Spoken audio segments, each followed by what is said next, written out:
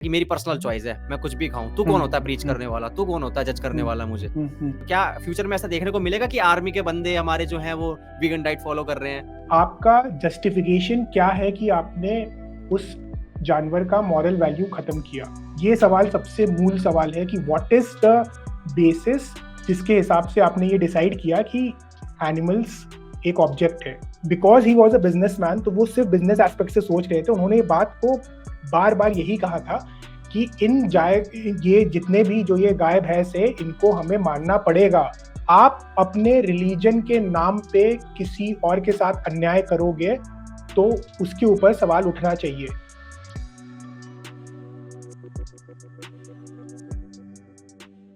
तो कहने का मतलब ये था कि जो सुरेश व्यास भाई के साथ मैंने जो पॉडकास्ट किया था, उसमें बहुत सारे कमेंट सेक्शन में मेरे को कुछ फीडबैक मिला।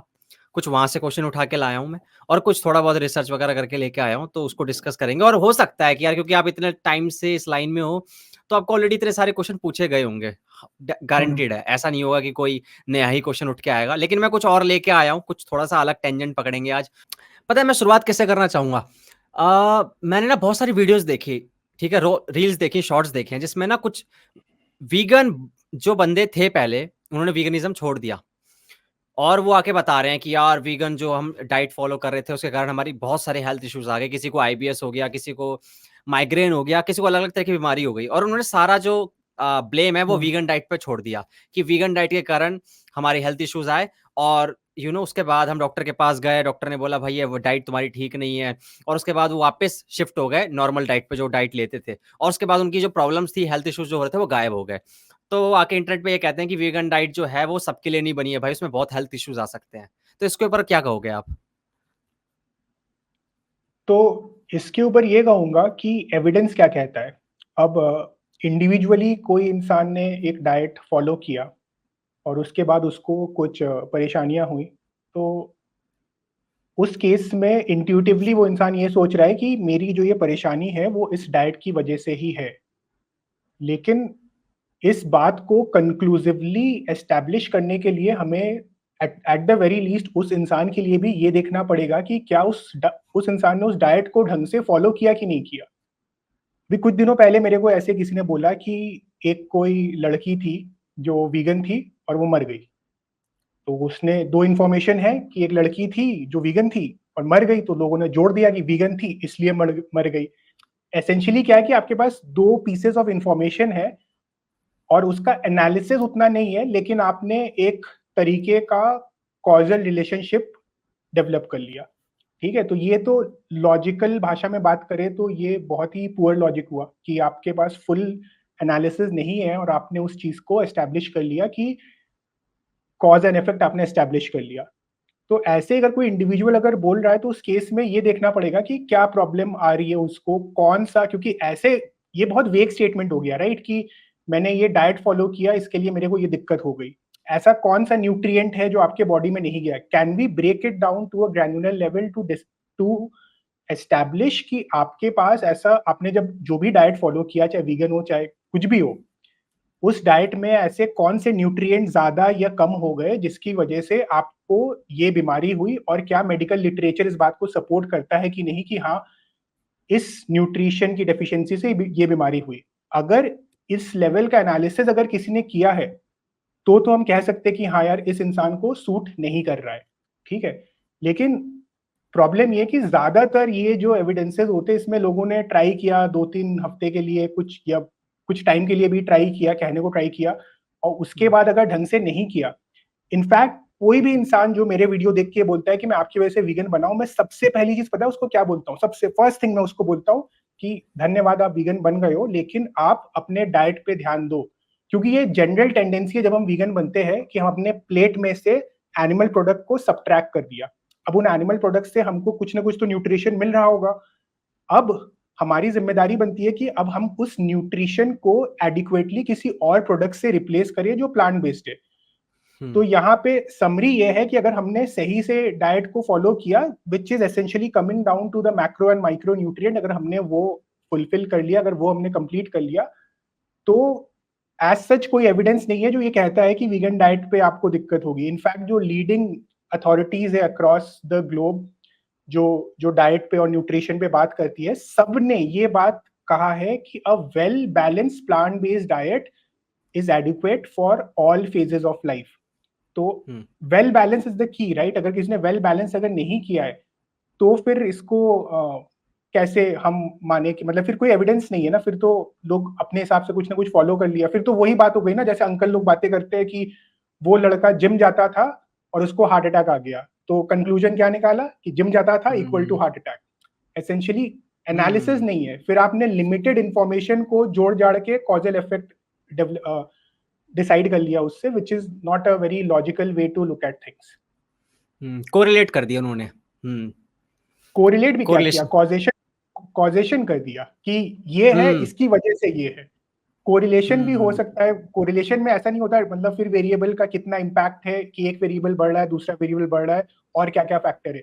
कॉजेशन तो मतलब आपने एस्टैब्लिश कर दिया कि एक्स है इसलिए वाई हो रहा है, कि मेरे को आईबीएस हुआ है क्योंकि मैं वीगन डाइट पे गया। वीगन डाइट पे जाना मतलब क्या होता है, आपका कौन सा न्यूट्रिशन ऊपर नीचे हुआ, कौन सा ऐसा आपने खाना खाया जिससे आपको इरिटेशन हुआ, ये समझना जरूरी है ना। मैं डिनाई नहीं कर रहा, ऐसा हो सकता है किसी के साथ कि फॉर एग्जांपल कोई वीगन में गया एंड उसको सोया से एलर्जी है, जस्ट एन एग्जांपल। तो अगर ऐसा है तो सोया खाएगा तो उसको एलर्जी होगा, बट इसका मतलब ये नहीं ना कि वीगन डाइट क्या है। पहली बात तो हम इस पे डिस्कशन करेंगे, क्योंकि जनरली मैं जो डिस्कशन करता हूँ मेरा फॉर्टे है एथिक्स के ऊपर, और मैं हमेशा कहता हूँ कि वीगन कोई ऐसा डाइट नहीं है, वो नाम बन गया है, अब ब्रांडिंग हो गया वैसा। वीगनिज्म एक एथिकल पोजीशन है जिसके अंडर में जब आप उस पोजीशन को अपनाते हो तो उसकी वजह से आप एक पर्टिकुलर लाइफ स्टाइल में आते हो, जिसमें से प्लांट बेस्ड डाइट उसका एक तरीका है। और ये किसी भी डाइट के लिए, कोई अगर नॉनवेज भी खाता है, किसी को एक पर्टिकुलर टाइप ऑफ फ्लैश, किसी पर्टिकुलर टाइप ऑफ फिश से एलर्जी है, तो वो फिश खा लेगा तो उसको उससे दिक्कत होगा, right? Then they have to find out other solution for that. तो ऐसे है ये। कभी आपके दिमाग में कॉन्स्पिरेसी आई है कि जो ये मीट मार्केट है, सॉरी मीट इंडस्ट्री है, ये ऐसे लोगों को पैसे देती हो कि भाई तुम एक काम करो, वीगन डाइट को नो इस तरीके से डीप्रमोट करो, डिफेम करो, ऐसे जाके वीडियोस बनाओ? आपको लगता है ऐसे कोई प्रोपेगेंडा चलाते हैं लोग ऐसा? कुछ हद तक तो चलाते ही है। फॉर एग्जाम्पल इंडिया का मुझे उतना पता नहीं है, लेकिन वेस्ट में क्योंकि काफी टाइम से जो वीगनिज्म है वो एक ऐसे प्लेटफॉर्म पे आ चुका है जहाँ पे मीट इंडस्ट्री और वीगन जो है वो बड़े बड़े प्लेटफॉर्म में आके डिबेट करते, एक दूसरे के खिलाफ आवाज उठाते। इंडिया में भी वो स्टेटस नहीं आया, तो इंडिया का मैं नहीं कह सकता। वेस्ट में ऐसा बहुत बार हुआ है जहाँ पे कुछ स्टडीज को साइट किया गया, फिर बाद में ऐसा पता चला। तो एक कोई था जहाँ पे एक स्टडी को साइड करके बताया गया कि वीगन डाइट के चलते एनवायरनमेंट ज्यादा खराब होता है। फिर ये देखा गया कि उस स्टडी को जो फंड कर रहे थे वो लोग वहाँ के एग एसोसिएशन या मीट एसोसिएशन कुछ इसके हिस्सेदार थे। तो ये होगा एंड आई एम श्योर कि कोई अगर वीगन किसी को अगर जिसके पैसे प्लांट बेस्ड इंडस्ट्री में लगे होंगे तो वो भी इस साइड से कॉन्स्पिरेसी चलाता होगा। तो ऐसा दोनों साइड से हो सकता है। तो इसके लिए कंस्पिरेसी थ्योरीज पे ठीक है, थ्योरी कंस्पिरेसी थ्योरी बनाने में सुनने में हमें फन सा आता तो जरूर है, लेकिन एविडेंस क्या कहता है, अगर कोई अच्छा पीयर रिव्यूड रिसर्च पेपर होगा वो क्या कहता है, ये चीजें समझना जरूरी है। तो इसके लिए एविडेंस को अच्छे से एनालाइज करना जरूरी है, उसके बाद अपना ओपिनियन बनाना चाहिए, इररेस्पेक्टिव ऑफ कि कौन कह रहा है क्यों कह रहा है। फिर तो वो थोड़ा एड होमिनम टाइप हो जाता है। बट अगर कोई मीट इंडस्ट्रीज से भी स्पॉन्सर करके कोई अगर एक स्टडी निकाल रहा है, अगर वो स्टडी अच्छा है तब भी हमें उस स्टडी को मानना चाहिए। लाइकवाइज अगर कोई प्लांट बेस्ड इंडस्ट्री से कोई अगर अपनी मूवी बना रहा है किसी स्टडीज पे रख के, अगर वो उस स्टडी का क्वालिटी अच्छा है तो हमें उसको मानना चाहिए। तो लॉजिक यही कहता है कि मैसेज पे ज्यादा ध्यान देना चाहिए, मैसेंजर पे कम ध्यान देना चाहिए, तो वो इम्पोर्टेंट है। या एक शिकायत और आती है कि जो वीगन लोग होते हैं ना वो बहुत ही ज्यादा जजमेंटल होते हैं, प्रीची होते हैं कि भैया जिनके साथ उनकी डाइटरी चॉइसेस नहीं मैच होती है तो उनको दोस्त नहीं बनाते, उनको जज करते हैं कि ओए दूर रह, तू यार बहुत पापी आदमी है, मर्डर करता है तू, जानवरों को खाता है। कुछ ऐसे मेरे को शिकायतें मिलती है जो मैंने कोरा रेडिट पे पढ़ी है, खूब बहुत पढ़ी है मैंने, मतलब जब आपको मैंने कॉन्टेक्ट किया था तो मैंने पढ़ रहा था इन चीजों के बारे में।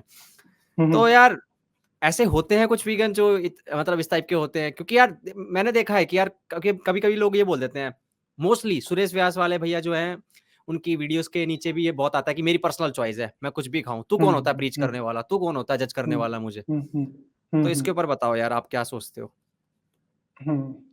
तो इसके ऊपर तो वही मैं कह रहा हूँ, इसके लिए थोड़ा सा डीप जाना पड़ेगा। जैसे मान लीजिए आपकी ये क्वेरी है कि वीगन्स प्रीची होते हैं, ठीक है? तो इस स्टेटमेंट में वीगन्स आर प्रीची, इसमें सबसे पहले तो ये डिफाइन करना पड़ेगा वीगन कौन होता है। तो आपके हिसाब से वीगन की परिभाषा क्या है? जो एनिमल प्रोडक्ट्स यूज नहीं करता, कोई हाँ, भी। जो एनिमल प्रोडक्ट्स कोई भी नहीं यूज करता है। क्यों हाँ, नहीं मतलब यूज मना कर करता है? देता है, वो मना कर देता है कि मैं भाई पार्टिसिपेट ही नहीं करूंगा, दैट्स ऑल। एग्जैक्टली, वो क्यों नहीं यूज करता है, मतलब उसका रीजन क्या है? बहुत सारे रीजन हो सकते हैं, पर मैं मोरालिटी और एनवायरमेंटल, मतलब अगर दोनों को देखा जाए मोरालिटी बेस पे भी कि भाई हम्म। मना कर सकता है, भाई मैं किसी को हम्म। मार नहीं सकता यार, खाने के लिए मेरे हाँ। पास 36 चीजें और एक्स्ट्रा पड़ी है, मैं खा लूंगा। और हम्म। एनवायरमेंटल लेवल पे अगर वो थोड़ा कंसर्न है कि यार मेरे प्लानिट को भी खतरा हो रहा है इस चीज से, तो वो उस मामले में भी हम्म। कह देगा कि यार चल यार ठीक है, कुछ और खा ठीक, लेंगे, ये सब छोड़ देते हैं। बिल्कुल। तो ऑलमोस्ट सही जवाब है, बस हल्का सा इस जवाब को मैं फाइन ट्यून करूंगा। जवाब बिल्कुल सही है। आपने बोला कि मोस्टली मोरालिटी एंड जो कि एथिक्स हो गया, तो मोस्टली एथिक्स और एनवायरमेंट रीजन है, तो वो मोस्टली नहीं है, सिर्फ और सिर्फ एथिक्स रीजन है। तो ये मैंने सवाल इसके लिए पूछा क्योंकि इसके बेसिस पे आगे डिस्कशन होगा कि कुछ लोग होते हैं जो कहते हैं कि मैं वीगन हूं क्योंकि मेरे को अपने डाइट, मुझे पता चला कि प्लांट बेस्ड डाइट के काफी बेनिफिट है, तो मैं 6 महीने के लिए प्लांट बेस्ड डाइट पे चला गया और मैं अपने आप को 6 महीने के लिए वीगन कह रहा था। विराट कोहली के मामले में ऐसा आया भी था, बीच में आया था कि विराट कोहली वीगन है और फिर उन्होंने एग खा लिया तो लोगों ने बोला कि अरे देखो वो भी वीगन नहीं रहा। He was not a vegan, वो प्लांट बेस्ड डाइट पे गया वो इंसान अपने हेल्थ के लिए। उनके न्यूट्रिशनिस्ट ने बोला कि तुम्हारे बॉडी में जो भी चल रहा है प्लांट बेस्ड डाइट पे जाओगे ठीक होगा, तो उसने वो कुछ टाइम के लिए वो ट्राई किया। तो वीगन का मतलब एथिक्स ही होता है, और एनवायरनमेंट भी जनरली प्लांट बेस्ड डाइट से होता है, लेकिन अगर उसमें और गहराई में जाए तो बहुत हद तक एनवायरनमेंट और एथिक्स जुड़े भी होते हैं। But in the broad sense अगर मैं बात करूं तो veganism is only and only about animal rights, that's it. ठीक है, तो ये एस्टैब्लिश हो गया। तो आपने बोला कि वीगन्स वो होते हैं जो एनिमल नहीं खाते, जो एनिमल प्रोडक्ट से दूर रहते हैं। ठीक है, वो क्यों दूर रहते हैं? क्योंकि उन्हें लगता है, या उनका ये थ्योरी है, उनका ये मानना है कि हम जब एनिमल प्रोडक्ट्स खाते हैं तो हम एनिमल्स के राइट्स का उल्लंघन करते हैं, उनके राइट्स हम वायलेट करते हैं। कौन से राइट्स है उस पर भी हम डिटेल में घुसेंगे अभी। तो ये एक बेसिक हो गया। ठीक है, अब अगर कोई इंसान ये मान रहा है कि मेरे इस एक्शन से एनिमल्स का राइट्स वायलेशन हो रहा है, कोई मेरा, मान लीजिए मैं लेदर का जैकेट पहन रहा हूँ, मेरे इस एक्शन से एनिमल का राइट्स वायलेशन हो रहा है, तो वो उस चीज से दूर है। अब वहीं पे अगर कोई दूसरा इंसान भी अगर लेदर के जैकेट पहन रहा है या फिर एनिमल फ्लैश खा रहा है, तो डेफिनेशन वाइज वो इंसान भी तो राइट्स को वायलेट कर रहा है ना। एक ट्रू डेफिनेशन ऑफ वीगनिज्म पे यही हुआ ना कि दैट जो वो इंसान है वो भी एनिमल के राइट्स को वायलेट कर रहा है। तो इसके लिए वीगन क्या चाहता है कि एनिमल्स ह्यूमन एक्सप्लॉयटेशन से पूरी तरीके से मुक्त हो जाए, लिबरेट हो जाए। वो कब होगा? वो तब होगा जब मेरे साथ साथ आप भी वीगन होंगे और सब पूरा दुनिया में लार्जली लोग वीगन हो जाएंगे। तो अल्टीमेट एम यही है कि हर इंसान वीगन बने। और इसके लिए ये तो मैसेज है ही कि everyone has to become a vegan. If you are not a vegan then you are violating the rights of animals. ये एक बेसिक एस्टैब्लिशमेंट हो गया। अभी जो लोग कहते हैं प्रीची वीगन है या फिर मिलिटेंट वीगन, ये जो कुछ टर्म्स लोग यूज करते हैं, ये टर्म मैसेज से संबंधित नहीं है। ये टर्म है एक इंसान के पर्सनैलिटी से संबंधित। जैसे कुछ लोग इन जनरल थोड़े ज्यादा इमोशनल होते हैं, थोड़े ज्यादा भावुक होते हैं, थोड़ा चिल्ला चिल्ला के बातें करते हैं, ऐसे करके करते हैं। तो एनिमल राइट्स से रिलेटेड भी जब वो बात करते हैं तो थोड़ा एग्रेसिव नजर आते हैं, तो लोगों को लगता है कि यार ये बंदा प्रीची वीगन है, मिलिटेंट वीगन है ना। तो that is a thing associated with the personality of the person. क्योंकि वीगन चाहे जितना शांत शिष्ट वीगन भी हो, अगर वो वीगन एनिमल्स के लिए बना है तो वो यही चाहेगा कि एनिमल लिबरेशन हो, और एनिमल लिबरेशन होने के लिए वो ये चाहेगा कि हर इंसान वीगन हो। तो मन में वो भी मैसेज उसके भी सेम है। एक इंसान बोलेगा कि भाई आप अपने साइड से प्लीज कोशिश करिए, जितना हो सके उतना कम करिए, क्योंकि जानवरों का ये हो, जानवरों के राइट्स का उल्लंघन हो रहा है, तो आप प्लीज वीगन बनने की कोशिश करिए, मैं आपकी मदद करूंगा। एक तरीका बोलने का ये है, एक पर्सनैलिटी ये हो गया। दूसरे इंसान की पर्सनैलिटी है, तू कैसा आदमी है, तू मर्डर कर रहा है, तू क्यों नहीं चेंज हो रहा, तेरे चक्कर में एनिमल्स मर रहे। दोनों का मैसेज सेम है, कहने का तरीका अलग है। तो कहने का तरीका तो पर्सनैलिटी वाइज वाली बात है। तो इसके लिए बेसिक मैसेज ऑफ वीगनिज्म यही है, जो बेसिक एम ऑफ वीगनिज्म यही है कि एनिमल लिबरेशन, यानी कि एनिमल्स को ह्यूमन स्लेवरी से बाहर निकालना। अब इसमें बात करते हैं, आपने एक बहुत इंटरेस्टिंग सवाल बोला पर्सनल चॉइस का, ठीक है? तो पर्सनल चॉइस की भी परिभाषा क्या है? पर्सनल मतलब मेरा जो कह रहा है उसका पर्सनल, और चॉइस मतलब कि कोई मैं एक चॉइस कर रहा हूँ या जिससे कि कोई मैं एक्शन कर रहा हूँ। अब मान लीजिए कि आप रास्ते में चल रहे हो, किसी को आपने थप्पड़ मार दिया, will that count as a personal choice? No, I don't think so. यार मैंने किसी को मारा है नहीं यार, मुझे लगता है यार पर्सनल चॉइस में आना चाहिए। चॉइस तो क्या आपकी थी लगता है ना, आपको? पर्स यार मत चॉइस। पर यार मैं बिना किसी कारण थोड़ा ना मारूंगा। अगर मान लो मेरी लड़ाई हुई है तो ठीक है कि हाँ हाँ, फ्री विल हाँ, है मेरी कि हाँ मैं मार सकता हूँ।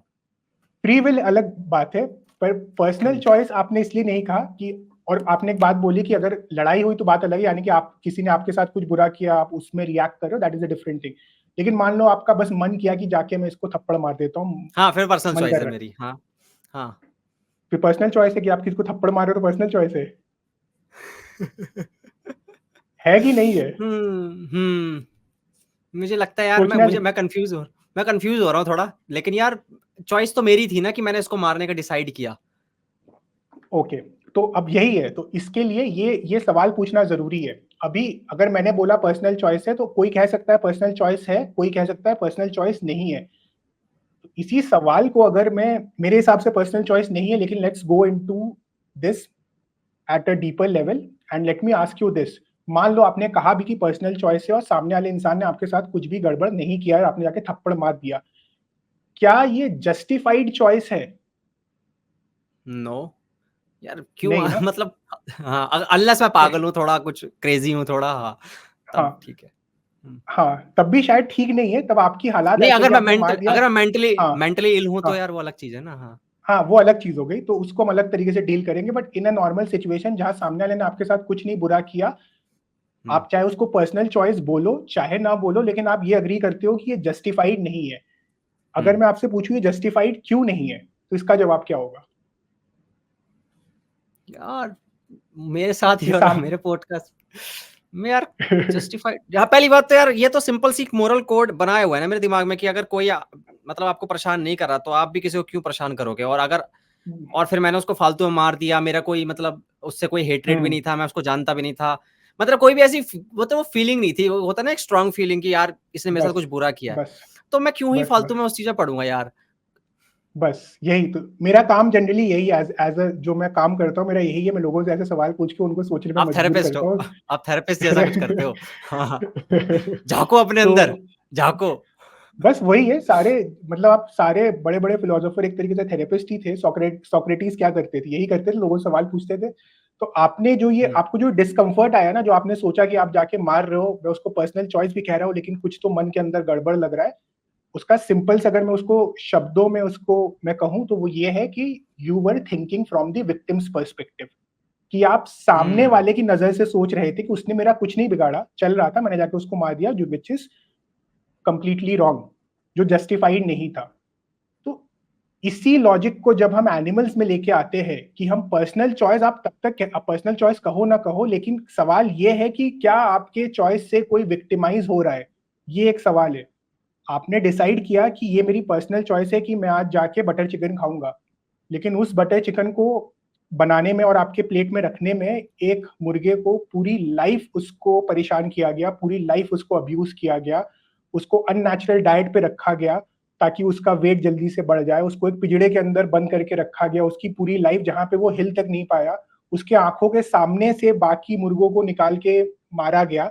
And hens are social beings, तो ये वो लोग बॉन्ड क्रिएट कर सकते हैं आपस में, तो उनके आंखों के सामने बाकी लोगों को मारा गया और 6 हफ्ते बाद में उनको भी मार दिया गया।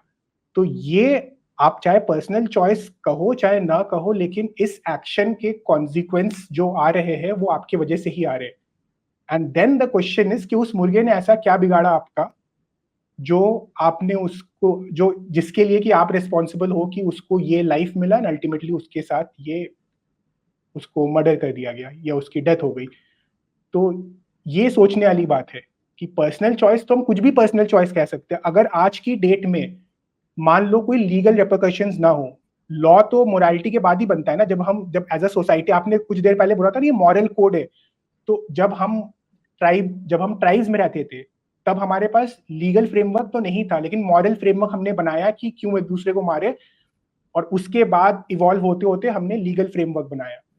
लेकिन जब तक लीगल फ्रेमवर्क नहीं था तब कुछ लोग ऐसे जरूर होते होंगे कि जाके अरे किसी को भी मार दे रहे हैं, किसी का भी किसी का भी खून कर दे रहे हैं, या फिर किसी और के ऊपर खुद को फोर्स कर दे रहे हैं, तो ऐसे एक्शंस लोग करते ही थे। इनफैक्ट लीगल फ्रेमवर्क होने के बाद भी लोग तो ये करते ही है ना आज भी। जो क्राइम करते हैं उनका क्या है कि उनको लगता है कि मैं कर सकता हूँ और मैं करके बच जाऊंगा। मोस्टली ये साइकोलॉजी होता है। एनिमल्स के केस में ना लीगल फ्रेमवर्क भी नहीं है, एंड सेकेंडली जो मॉरल थिंकिंग भी नहीं है, क्योंकि हमारे समाज को वैसा कंडीशन किया गया है। साल मतलब जनरेशन आफ्टर जनरेशन हमारे समाज को कंडीशन करके इस फॉर्म ऑफ वायलेंस को नॉर्मलाइज कर दिया गया है। तो एज ऑफ नाउ मेरा ऑब्जेक्टिव यही है कि मैं ऐसे लोगों से सवाल पूछूं और ताकि लोग खुद समझे। मेरा जो कोर ऑडियंस है वो है ओपन माइंडेड कंपैशनेट पीपल। मैं एकदम दिल से जेन्युइनली मानता हूं कि most humans are compassionate beings, and most humans if they reflect on this subject कि उनके एक्शंस की वजह से क्या हो रहा है, तो वो चेंज हो सकते हैं। तो ऐसे ही जो लॉजिकल ओपन माइंडेड लोग हैं मैं उनसे ये सवाल पूछता हूं ताकि वो खुद इस रियलाइजेशन तक आए, which is ultimately thinking from the victim's perspective. एक ना क्वेश्चन आया था जब सुरेश भाई और स्पर्श एक करके भाई हैं, आप जानते होंगे अगर उनके साथ वो लाइव पे आए थे और एक इंसान ने उनसे क्वेश्चन पूछा था जो शायद कॉलेज में पढ़ता है। उन्होंने क्वेश्चन पूछा, यार मैं अभी मैं कमा नहीं रहा हूँ, मेरी कोई भी सोर्स ऑफ इनकम नहीं है, तो मैं वही खाता हूँ जो बनता है घर में, और हूँ मैं बंगाली घर से जहाँ पे यार आपको पता है दाल चावल ज्यादा मछली चावल बनता है, वहां पे मछली बनती है। मतलब यहाँ पे मेरे जितने भी बंगाली जानकार वो कहते हैं, आए तुम चावल दाल खाते हो, हम तो मछली चावल खाते हैं। तो उनके लिए मछली जो होती है ना वो चावल दाल की तरह होती है।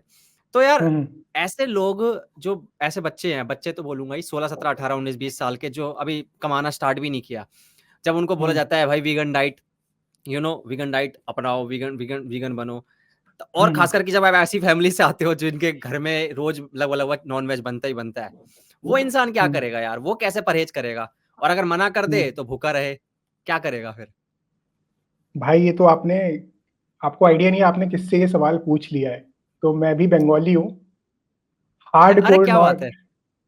हार्डकोर बंगाली फैमिली से आता हूँ मैं, and hardcore non vegetarian family से आता हूँ मैं बंगाली हूँ प्लस मैं लखनऊ से हूँ, जहाँ पे अच्छा।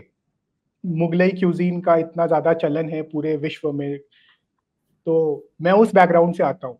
मैं बहुत ज्यादा नॉनवेज खाता था, और मैं सुबह शाम नॉनवेज खाता था। मैं इतना ज्यादा नॉनवेज खाता था, मैं एक एवरेज नॉन वेजिटेरियन से कब की बहुत बात है? ज्यादा मेरा कब की बात है? पूरी पूरी जिंदगी मेरी ऐसी थी बिफोर 2019।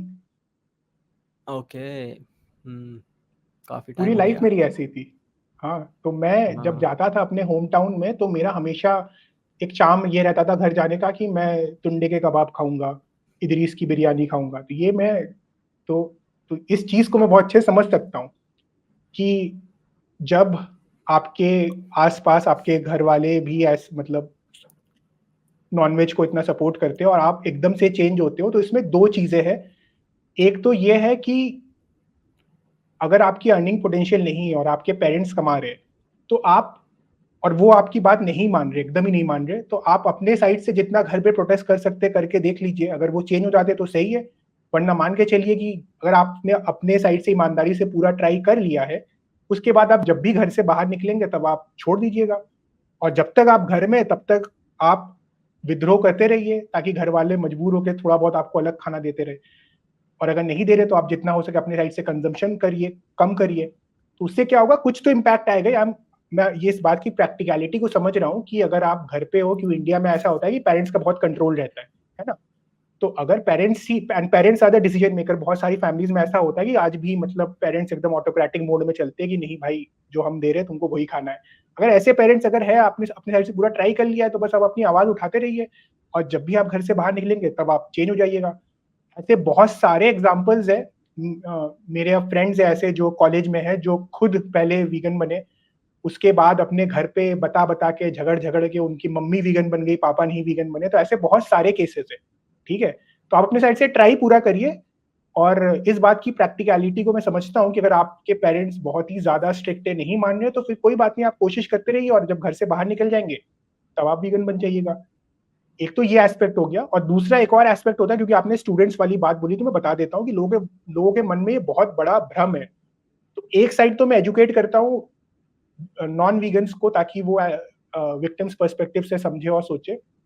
दूसरी साइड में मेन स्ट्रीम मीडिया से भी मेरी काफी लड़ाई चलती है, जहाँ पे, या फिर जो पॉपुलर सोशल मीडिया चैनल्स है, जहाँ पे वीगनिज्म को एकदम एक एलीट अमीरों का चोचला जैसा एकदम पोजिशनिंग करके रखा हुआ है। तो मैं इनके खिलाफ बहुत आवाज उठाता हूँ, because that is equating veganism with a certain form of elitism, जो कि बिल्कुल नहीं है। इंडिया, जैसे कि मैंने कहा कि veganism is not about diet, veganism is an ethical stand. और हम लोग फॉर्चुनेट है कि हम इंडिया में हैं, जहाँ पे प्लांट बेस्ड डाइट को अपनाना बहुत आसान है।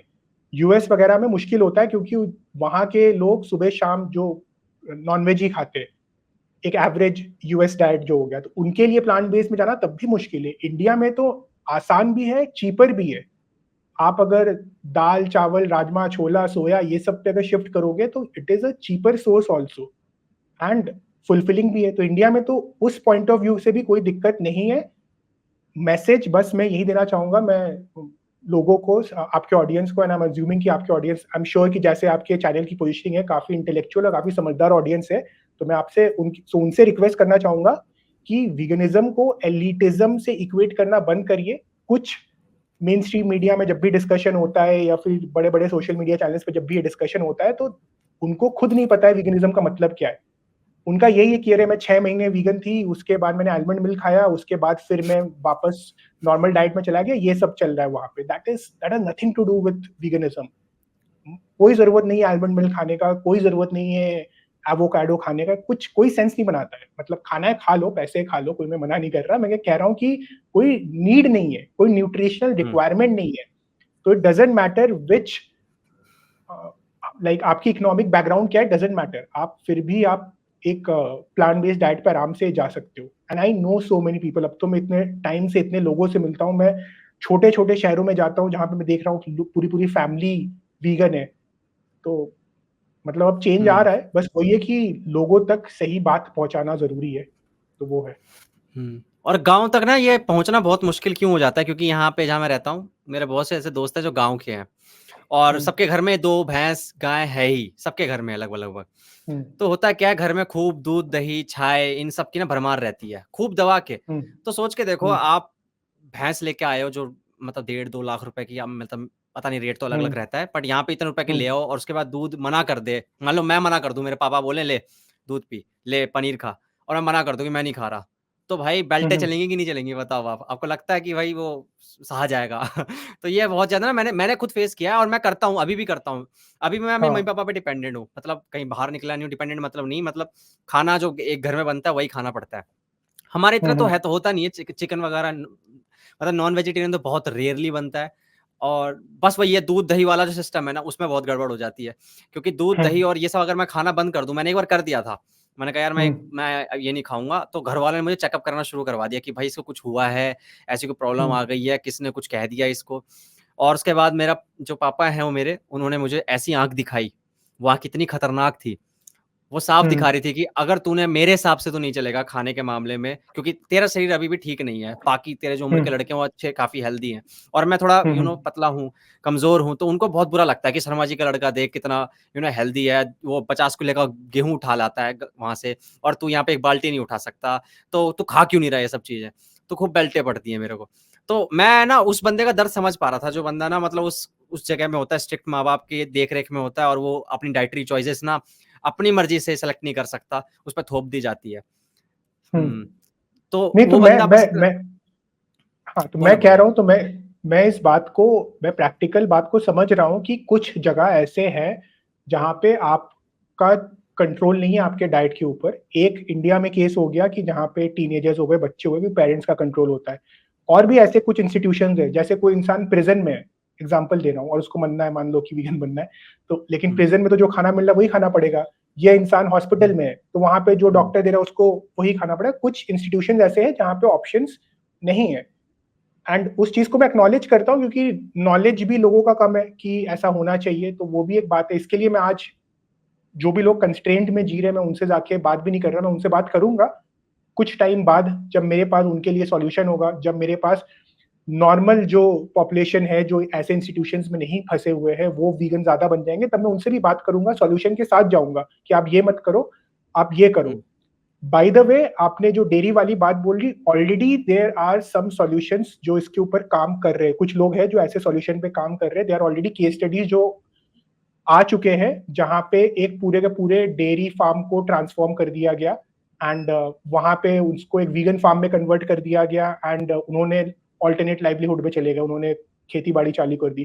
तो ऐसे बहुत सारे केसेस ऑलरेडी आने चालू हो गए। इनफैक्ट मैं नेक्स्ट मंथ मुंबई में जा रहा हूँ ऐसे ही एक ट्रांजिशनिंग वीगन से मिलने, सॉरी एक वीगन से मिलने जिनका डेयरी फार्म जो है वो ट्रांजिशनिंग वीगन फार्म में होने वाला है, तो उनसे मैं मिलने जा रहा हूँ उनकी उनकी कहानी समझने के लिए कि ऐसा उनको क्या चीज था जो उनको मोटिवेट किया कि ऐसे करने के लिए।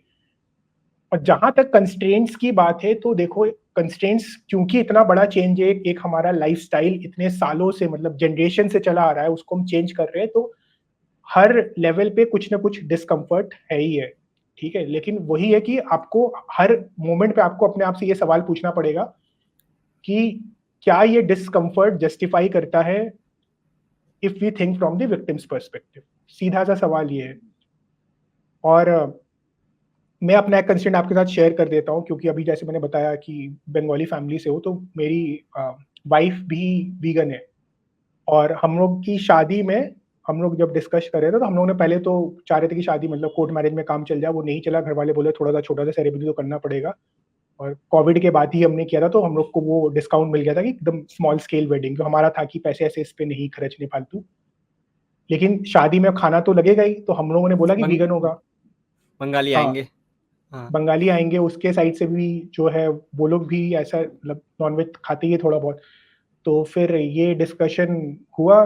तो अब घर पे तो यही है ना, शादी को तो इंडिया में एज ए प्रेस्टीज भी देखते हैं ना, कि पहले ही वो लोग बोल रहे कि तुमने तो छोटी शादी करा रहे हो, हमारा नाक कट रहा है, उसमें हम नॉनवेज नहीं देंगे तो लोगों को लगेगा कि अरे क्या इन लोग पैसे बचा रहे ये वो।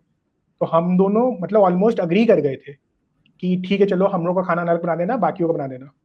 फिर एक दिन हम लोग ऐसी बात किए कि यार हम बाकी दुनिया को चेंज करने की बात कर रहे हैं, हमारे ऊपर एक थोड़ा सा डिस्कम्फर्ट आ गया और हमने गिव अप कर दिया।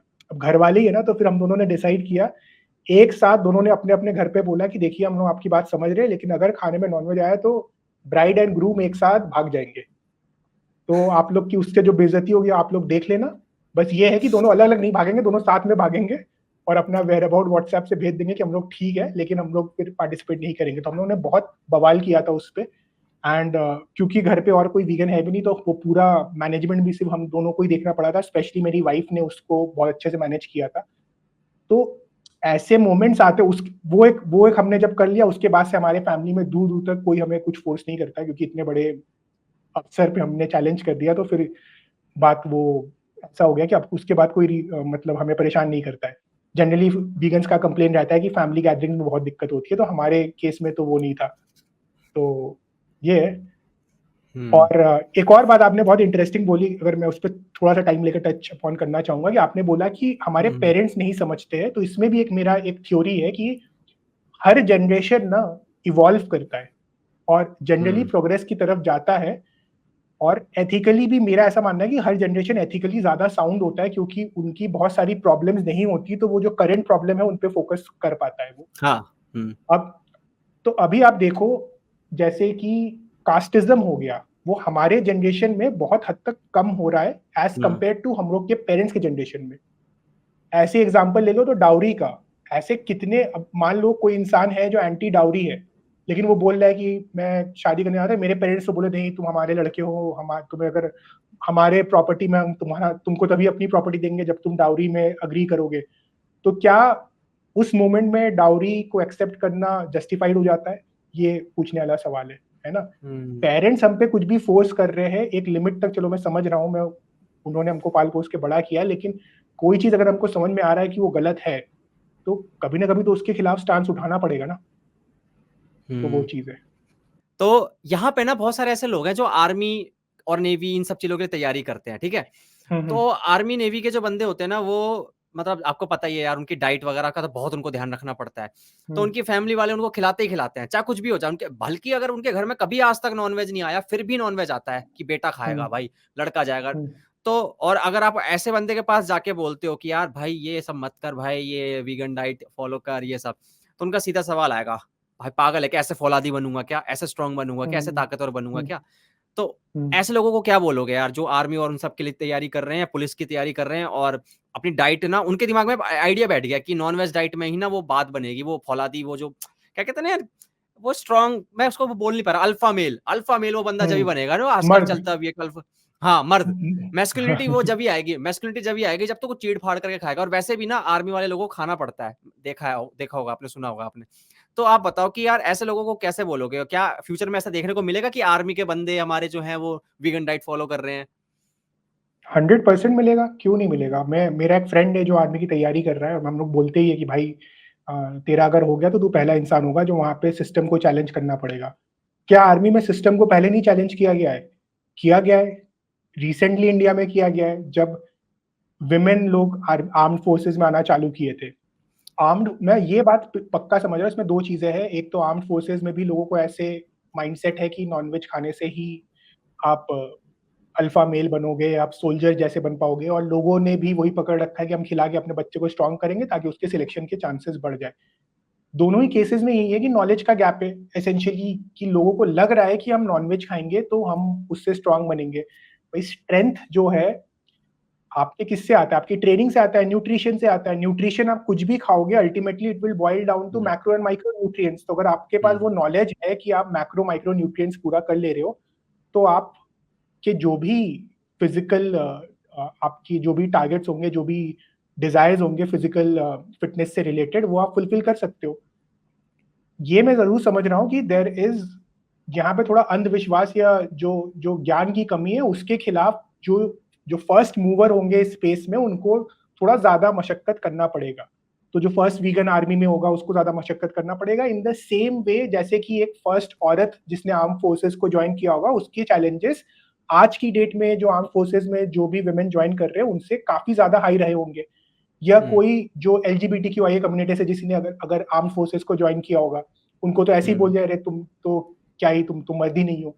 तो ऐसे जो भी फर्स्ट जो भी या आप जैसे यूएस में इसके ऊपर तो अभी मैं एक बुक भी पढ़ रहा था उसमें भी आया था कि एक नेवी में यूएस नेवी में पहले जो भी डार्क स्किन कलर्ड वाले लोगों को लेते नहीं थे।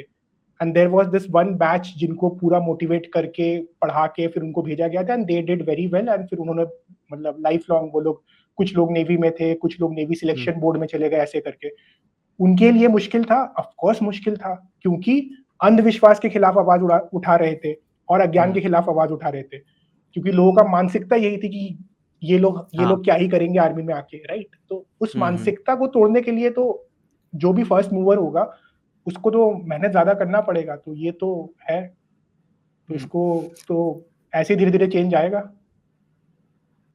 आपके हिसाब से जहाँ फसल नहीं उगती है, क्योंकि ऐसे बहुत सारे एरिया हैं जहाँ पे बहुत ही रेगिस्तान वाला इलाका रहता है, जहाँ पे उनको डोमेस्टिकेटेड जो एनिमल्स होते हैं, उन पे रिलाय करना पड़ता है अपने फूड के लिए। तो वहाँ पे वीगनिज़्म कैसे पहुँचेगा? हुँ। वहाँ उससे पहले आप इस वाले जो आर्मी वाले पॉइंट से आप सहमत हैं ना कि जो हाँ, मतलब बिल्कुल, बिल्कुल। ठीक है, मैं आपने सही कहा, फर्स्ट मूवर जो होगा उसके लिए बहुत बड़ा एक मेहनत होगा, स्ट्रगल होगा, सफरिंग हाँ, होगी। हाँ, मतलब एक तरीके से उसको झेलना पड़ेगा बहुत कुछ, झेलना लेकिन पड़ेगा, फिर वहाँ से माइंडसेट चेंज होना शुरू होगा और जब चेंज होगा, साइंटिफिक हाँ, डाटा भी मिलेगा कि भैया ऐसा कुछ नहीं है, जो तुम सोच रहे हो वो गलत है, ऐसा कोई वो हुँ, मिसकंसेप्शन दूर होगा कि वो मिसकंस मैस्कुलिनिटी और नॉन वेजिटेरियन जो फूड है उसको जोड़ के देखा जाता है। जब वो दूर हो हुँ, जाएगा तो ऑटोमैटिकली रास्ते खुलेंगे और वो वीगन डाइट वहाँ पहुँचेगा। एग्ज़ैक्टली और जैसे ही मैं मतलब अब ये आर्मी में जाने आर्मी में जाने की इक्वल तो उपलब्धि नहीं है, लेकिन मैं अपने वाला केस बता रहा हूँ, जब हम लोग का ऐसे वीगन वेडिंग हुआ था, उसके बाद से बहुत सारे वीगन वेडिंग लोगों ने एक्सेप्ट करने चालू किए क्योंकि और भी ऐसे पहले वाले जो होते थे, आज से 3-4 साल पहले तो वो न्यूज़ में छप जाते थे, कि ये इन्होंने ऐसा किया है और अब तो हम लोग तो उस ग्रुप में तो आए दिन देखते हैं। तो एसेंशियली एक सोशल बैरियर को तोड़ा है। लाइकवाइज़ जितने भी इंस्टीट्यूशंस हैं वो सोशल बैरियर्स को तोड़ेगा। मेन चीज़ ये है, जिस पे साइंस क्लियर है कि आप प्लांट बेस्ड डाइट पे अपने न्यूट्रिशनल रिक्वायरमेंट को मीट कर सकते हो कि नहीं, वो येस है, तो बाकी सब सॉर्टेड है और वो हमारे पास आज की डेट में एविडेंस यही कहता है कि उसमें कोई इश्यू नहीं है। अभी आपने नेक्स्ट क्वेश्चन पूछा कि जहाँ पे ऐसी जगह है, जहाँ पे प्लांटेशन की कमी है ना, तो वो प्रॉब्लम, पहली बात तो ये सोचने वाली है कि वो वीगन रिलेटेड प्रॉब्लम है कि फूड एक्सेसिबिलिटी की प्रॉब्लम है। ठीक है, ये एक food accessibility in general globally एक बहुत बड़ा प्रॉब्लम है, जिसकी वजह से इतने सारे लोग हंगर से गुजर रहे हैं, क्योंकि उनके पास फूड की एक्सेसिबिलिटी नहीं है। तो वो वीगन से संबंधित प्रॉब्लम नहीं है, लेकिन मैं समझता हूँ कि लोग बहुत बार वीगन्स की कंसिस्टेंसी चेक करने के लिए बोलते हैं कि क्या तुम ऐसे इंसान का मांस खाना सपोर्ट करोगे जो एक ऐसे एरिया में है जहां पे ऑप्शन ही नहीं है। ये मोटा मोटी सवाल यही फ्रेम हुआ ना, कि जिसके पास ऑप्शन ही नहीं है। तो मेरा तो फर्स्ट ऑप्शन ये होगा, फर्स्ट आंसर ये होगा, पहली बात तो उस इंसान को ऐसी जगह से निकलना चाहिए, उस इंसान को लाइफ में ऐसे ऑप्शन मिलने चाहिए जो एथिकल हो। किसी के पास अगर एथिकल ऑप्शन ही नहीं है तो वो इंसान ही फंसा हुआ है लाइफ में। अब मान लो कि 1970s में आई थिंक अर्जेंटीना के एंडीज माउंटेन के आसपास में एक प्लेन क्रैश किया था। ठीक है, उस प्लेन क्रैश के बाद 7 हफ्ते तक, तकरीबन 6-7 हफ्ते तक जो सर्वाइवर्स थे वहां पे बचे रहे। वो पूरा बर्फीला चट्टान था जहां पे वो लोग फंसे थे, कोई हेल्प नहीं, कोई सिग्नल नहीं, कुछ नहीं। अल्टीमेटली आई थिंक 6 सर्वाइवर्स थे, 6 या 7 कुछ ऐसे सर्वाइवर्स थे जो 6 वीक्स वहां पे रहे थे। अब उस सिचुएशन में उन्होंने पहले 1 हफ्ते तक तो वो खाया जो प्लेन में अवेलेबल था। उसके बाद आपको क्या लगता है उन्होंने क्या खाया, कैसे अपने आप को सर्वाइव किया? Human meat, cannibalism. Human cannibalism, हाँ एग्जैक्टली। तो अभी अगर कोई मेरे से ये पूछे कि आप उसको सपोर्ट करते हो, वो सपोर्ट की बात नहीं ना, वो तो एक कंस्ट्रेंट सिचुएशन में एक इंसान ने एक पर्टिकुलर वे में एक्ट किया। इससे उससे ये नहीं डिसाइड हो सकता है कि मैं नॉर्मल लाइफ में क्या करूंगा जहां पे मेरे पास ऑप्शन है। अगर कल को मैं भी किसी ऐसे सिचुएशन में फंस जाता हूं तो मुझे भी नहीं पता कि मैं उस ऐसे मोमेंट में क्या करूंगा। जब तक मेरी सैनिटी मेंटेन्ड है तब तक शायद मैं ये सब ना करूं। लेकिन जब भूख का स्तर एक लेवल पे ऐसे आ जाएगा, हो सकता है कि मैं किसी जिंदा इंसान को मार के खाने की कोशिश कर लूं। मुझे नहीं पता, that is like at that moment hunger will take over my sanity, and तब मैं क्या करूंगा मुझे नहीं पता है। लेकिन क्या वो बात जस्टिफाइड हो गया कि मान लो एक बार ऐसा मैंने कर लिया और फिर मैं एक नॉर्मल मतलब शहर में आके रहने लगा, या जहां पे भी आके रहने लगा जहां पे मेरे पास ऑप्शन अगर है, तब क्या ये जस्टिफाइड होता है? तो सवाल ये कि तब ये जस्टिफाइड नहीं होता। तो अगर कोई ऐसी जगह में रह रहा है तो वो एक फूड एक्सेसिबिलिटी प्रॉब्लम है, वो ह्यूमन राइट्स इशू भी है कि क्यों आज की डेट में जहां पे एक साइड में इतना ज्यादा वेल्थ है और दूसरे साइड में इंसान ऐसी जगह में है जहां पे दिन भर के उसको 500 कैलोरी खाने का नसीब में नहीं हो रहा है। तो that is an accessibility issue. तो इसके लिए तो मैं आज जाके उनसे बात भी नहीं कर रहा हूँ ना। एक दिन जरूर ऐसा आएगा जब हमें उनके लिए भी सोचना पड़ेगा। लेकिन आज तो ऐसा ये है ना कि आप, मैं, जो हम लोग आराम से ये पॉडकास्ट बना रहे हैं, जो लोग ये वीडियो देखेंगे, उनके पास इंटरनेट है, उनके पास सब कुछ है, उनके पास चॉइसेस है। तो उनके लिए जरूरी है कि पहले वो चेंज हो जाए। और जो ये फूड एक्सेसिबिलिटी की प्रॉब्लम है, ये तो बहुत बड़े स्केल की प्रॉब्लम है, उसको अलग से सॉल्व करना पड़ेगा। और उसमें भी क्या कहते हैं, अब अगेन ये एनवायरमेंट वाले साइड में जाता है, जो कि मेरा ऐसे फॉर्टे है नहीं, मैं उस बहुत ज्यादा डिस्कशन करता नहीं हूँ। लेकिन इस पे भी रिसर्च पेपर निकल के आ रहे हैं कि प्लांट बेस्ड जो एग्रीकल्चर है, अगर हम ज्यादा से ज्यादा प्लांट बेस्ड एग्रीकल्चर में शिफ्ट करेंगे तो फूड की प्रॉब्लम बहुत हद तक सॉल्व हो जाएगी। उसका सीधा सा कारण ये है कि एनिमल एग्रीकल्चर में रिसोर्स बहुत ज्यादा लगता है, क्योंकि एनिमल तो है जो, जिसको जैसे मान लीजिए मुर्गे को खाते हैं, सिंपल सा इसका लॉजिक है। एक मुर्गे को खाते हैं 6 हफ्ते की एज पे, उसको क्या कहते हैं, इंसान खाता है। वो मैक्स टू मैक्स एक मील सर्व करेगा 2 लोगों के लिए। अब 6 हफ्ते तक उसको कुछ खिलाना पड़ा, उसको मेंटेन करना पड़ा, उसका खाना कहीं पे ग्रो हो रहा है कि नहीं हो रहा। तो ये चीज एक बहुत बड़ा प्रॉब्लम है कि हमारा जो फूड सिस्टम है आज की डेट में बहुत ही ज्यादा इनएफिशिएंट है बिकॉज ऑफ एनिमल एग्रीकल्चर। अगर मैं स्क्रीन शेयर करूं तो मैं आपके साथ एक इमेज शेयर करना चाहूंगा जो आई एम श्योर आपकी ऑडियंस काफी अप्रिशिएट करेगी इसको। तो ये एक वन ऑफ द पैरामीटर्स है global land use for food production. ये इसमें आप पहले नीचे में देख लो, ये क्या कहते हैं, UN food and agriculture organization ने इस डेटा को रिवील किया है, और उस डेटा को ऐसे रिप्रेजेंट किया है। आर वर्ल्ड इन डेटा बोल के एक पेज है जिन्होंने डेटा उनसे लेके इसको ऐसे प्रेजेंट किया है। तो यूएन फूड एंड एग्रीकल्चर का ये डेटा है। तो मतलब क्रेडिबल सोर्सेज से है। तो इसमें आप ये सेकेंड लाइन देखो, 71% हैबिटेबल लैंड है जो हमारा, ठीक है, लैंड सरफेस, उसमें से 46% हमारा एग्रीकल्चरल लैंड है। तो जितना भी ठीक है। हमारा हैबिटेबल लैंड है 46% एग्रीकल्चर में यूज होता है। अब ये जो ब्रेक हो रहा है ना, एग्जैक्टली 77% लाइव स्टॉक। तो एग्रीकल्चरल लाइव स्टॉक जो है मीट एंड डेयरी इंडस्ट्री के लिए जो भी खाना वाना यूज होता है उसकी बात हो रही है यहाँ पे। तो हमारे एग्रीकल्चरल लैंड का 77% लैंड किसके लिए जा रहा है? वो जो मुर्गे को जो 6 हफ्ते बाद हम खा रहे हैं, वो जो 6 हफ्ते तक खा रहा है, ऐसे जितने भी मुर्गे लोग खा रहे हैं और जितने बकरे और जितने भी एनिमल्स खा रहे हैं, इन सब के खाने के प्रोडक्शन के लिए जा रहा है। और उसके बाद नेक्स्ट और जो बाकी बचा 23% वो जा रहा है हमारा ह्यूमन फूड के डायरेक्ट कंजम्पशन के लिए। अब नेक्स्ट लाइन, मैंने बोला ना कि बहुत ही इनएफिशिएंट सिस्टम है, वो इनएफिशिएंट सिस्टम क्यों है नेक्स्ट लाइन में देखो कि ये जो 77% लैंड यूज हो रहा है, इससे कैलोरी कितना आ रहा है? सिर्फ 18%। और उससे प्रोटीन कितना आ रहा है? सिर्फ 37%। और जो बाकी 23% है उसमें से 82% कैलोरी आ रहा है, उससे 63% आपका प्रोटीन प्रोटीन आ सप्लाई रहा आ है। रहा है। तो कहने का मतलब ये है कि जो फूड एक्सेसिबिलिटी का इशू है वो is closely linked with the poor food systems that we have created.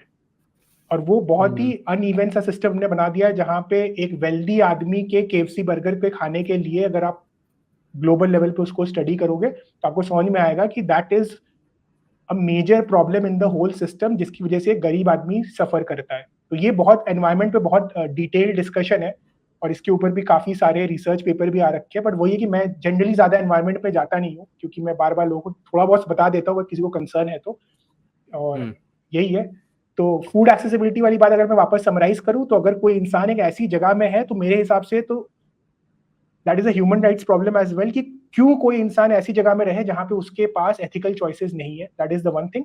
Second thing is, अगर कोई एकदम ही कंस्ट्रेंट सिचुएशन में है तो वहां पे तो इंसान, जानवर छोड़ो, इंसान को भी खा सकता है अगर अगर उसकी सर्वाइवल की बात आती है। लेकिन क्या उस एक्शन से हमारे रोजमर्रा के जीवन के एक्शन जस्टिफाई होते? उसका जवाब सीधा सीधा ना है।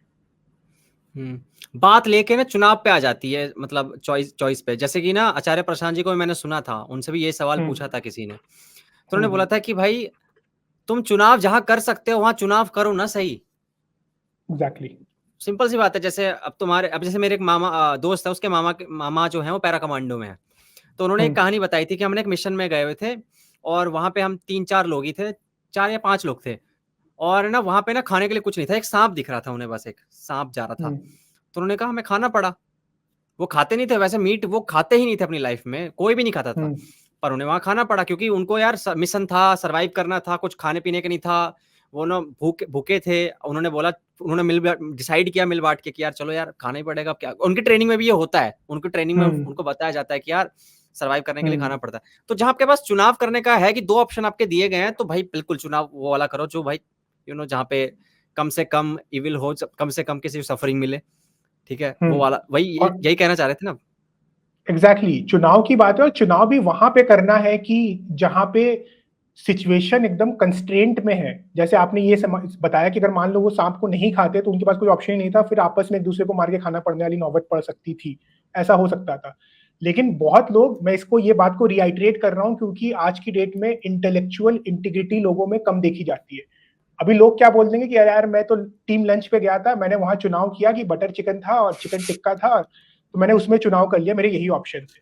तो ये डिसऑनेस्टी भी आती है। इसके लिए मैं बार बार इस चीज को अंडरलाइन करता हूं कि कंस्ट्रेंट सिचुएशन क्या है वो हमें समझना पड़ेगा। ऐसे ऐसे जहां पे अब आपके इस वाले केस में भी हालांकि मिलिट्री में ट्रेनिंग होता है, बट एक पर्टिकुलर लेवल ऑफ इंसैनिटी को आपने अपनाया ही होगा ना। जिस इंसान ने कभी नॉनवेज नहीं खाया, उसने जिंदा सांप पकड़ के खाया, that is not there same state of mind. कुछ दिमाग में अजीब सा लगा होगा, शायद थोड़ी उल्टी सी आई होगी, कुछ ऐसा फील हुआ होगा, राइट? तो उस सिचुएशन में कौन क्या कर रहा है, that is a very very difficult thing. और ये तो इन जनरल भी है ना।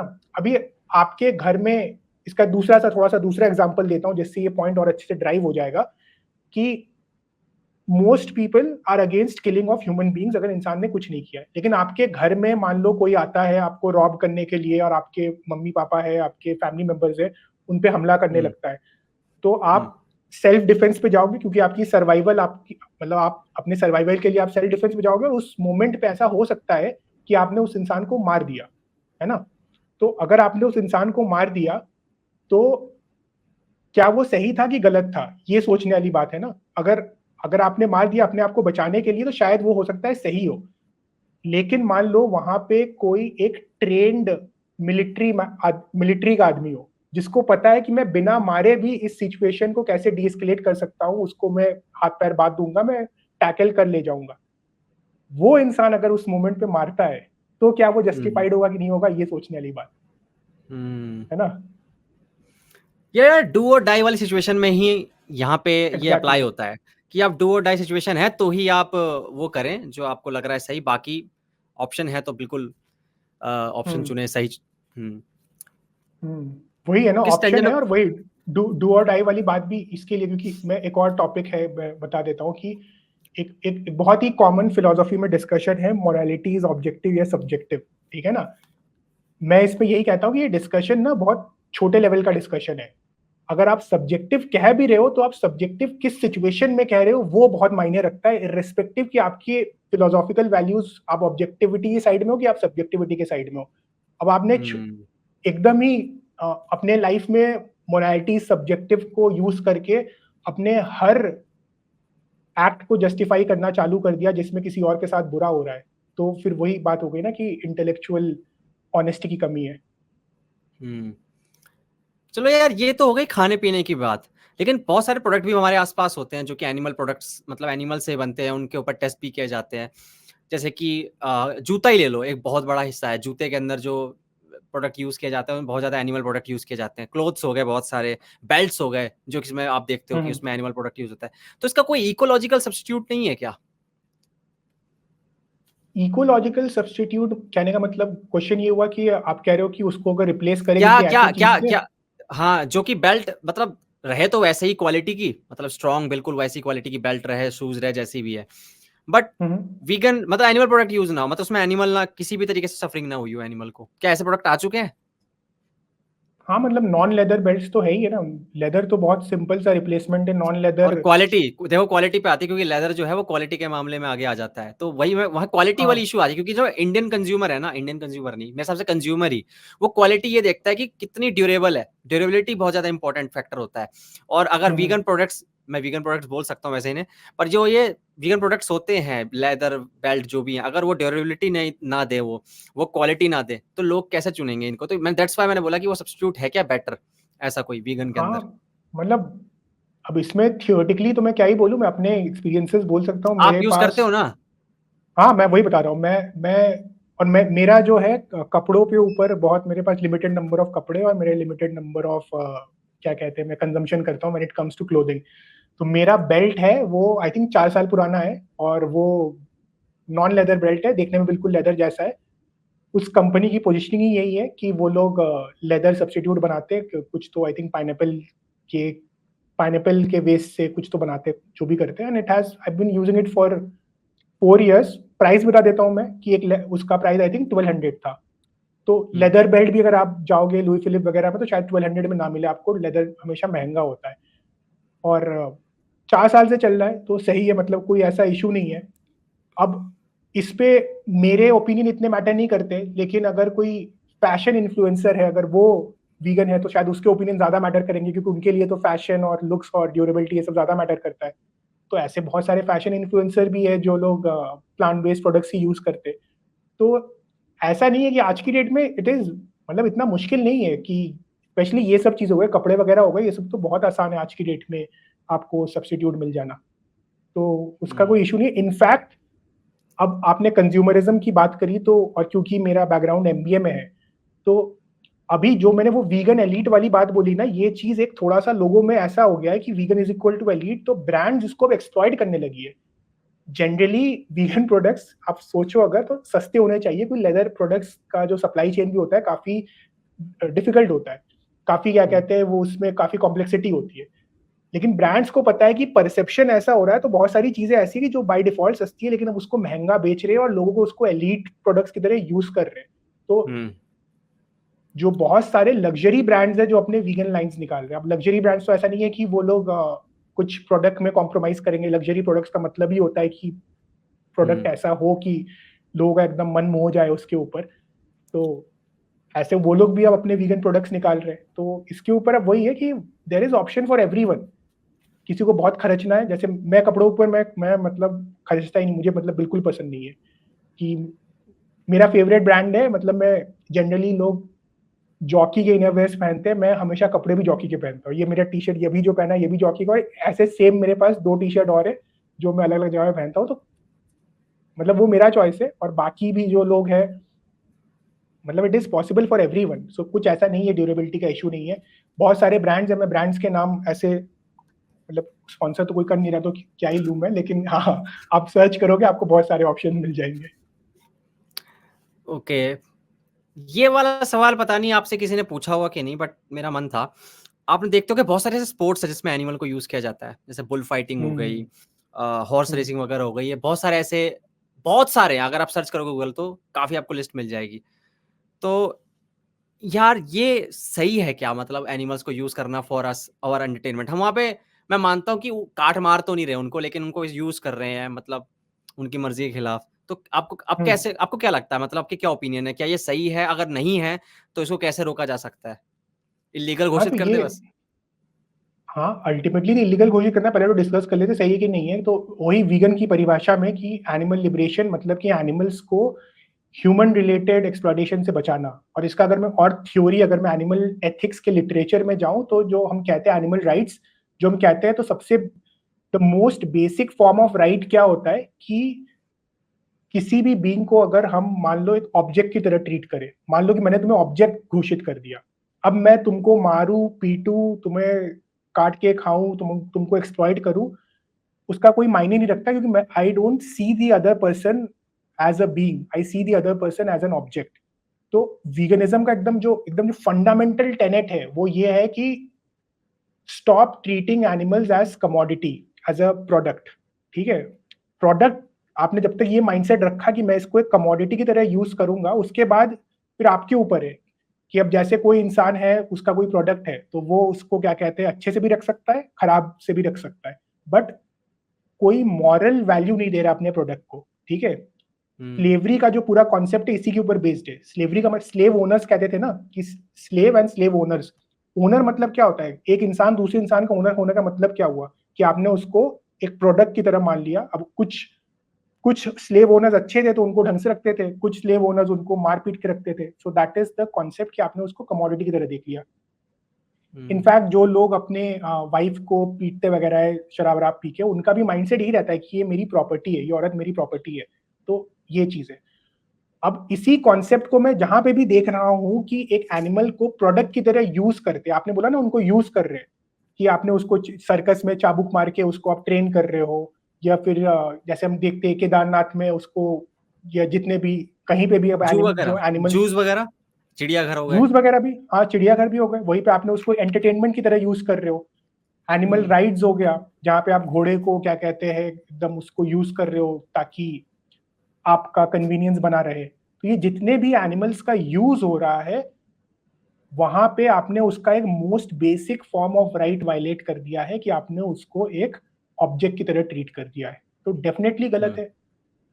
आप जिसको भी आप मॉरल वैल्यू दोगे उसको आप ऑब्जेक्ट की तरह नहीं ट्रीट कर सकते। और ये एनिमल्स पे हम डिस्कशन कर रहे हैं, through out the history of human kind ये देखा गया है कि चाहे एक्सट्रीम फॉर्म ऑफ सेक्सिज्म हो, जहाँ पे जो वुमेन को ऑब्जेक्टिफाई करते थे, रेसिज्म हो गया जिसे हम स्लेवरी कहते हैं, even to an extent casteism हो गया, जहाँ पे लोग अंडर प्रिविलेज कास्ट के लोगों को इंसान ही नहीं समझते थे, कि अदराइजेशन किया अपने और उनमें फर्क किया, फिर इतना फर्क कर दिया कि ये तो इंसान ही नहीं है। तो हम्म। डिस्क्रिमिनेशन से, हेट्रेड से उस लेवल पहुंच गए कि अब तो ये हमारी प्रॉपर्टी हो गई।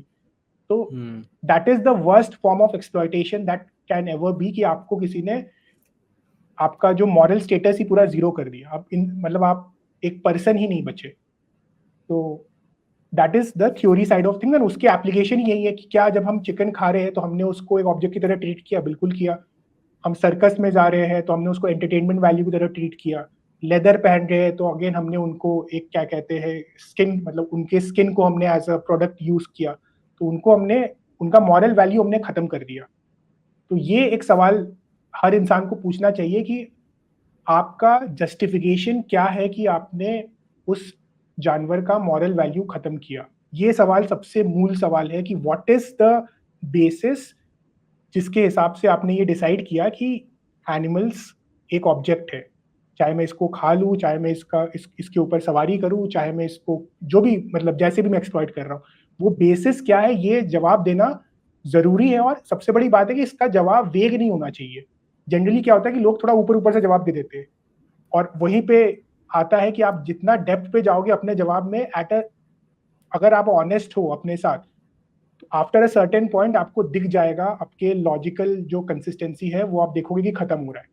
तो वही चीज है कि इंसान को दो चीजें है इसमें। एक है, इसलिए मैंने स्टार्टिंग बोला, फिर से आइटरेट कर रहा हूँ, ओपन माइंडेडनेस, जहां पे एसेंशियली मैं कह रहा हूँ कि आपके लॉजिकल कैपेसिटी है क्या इस चीज को समझने की।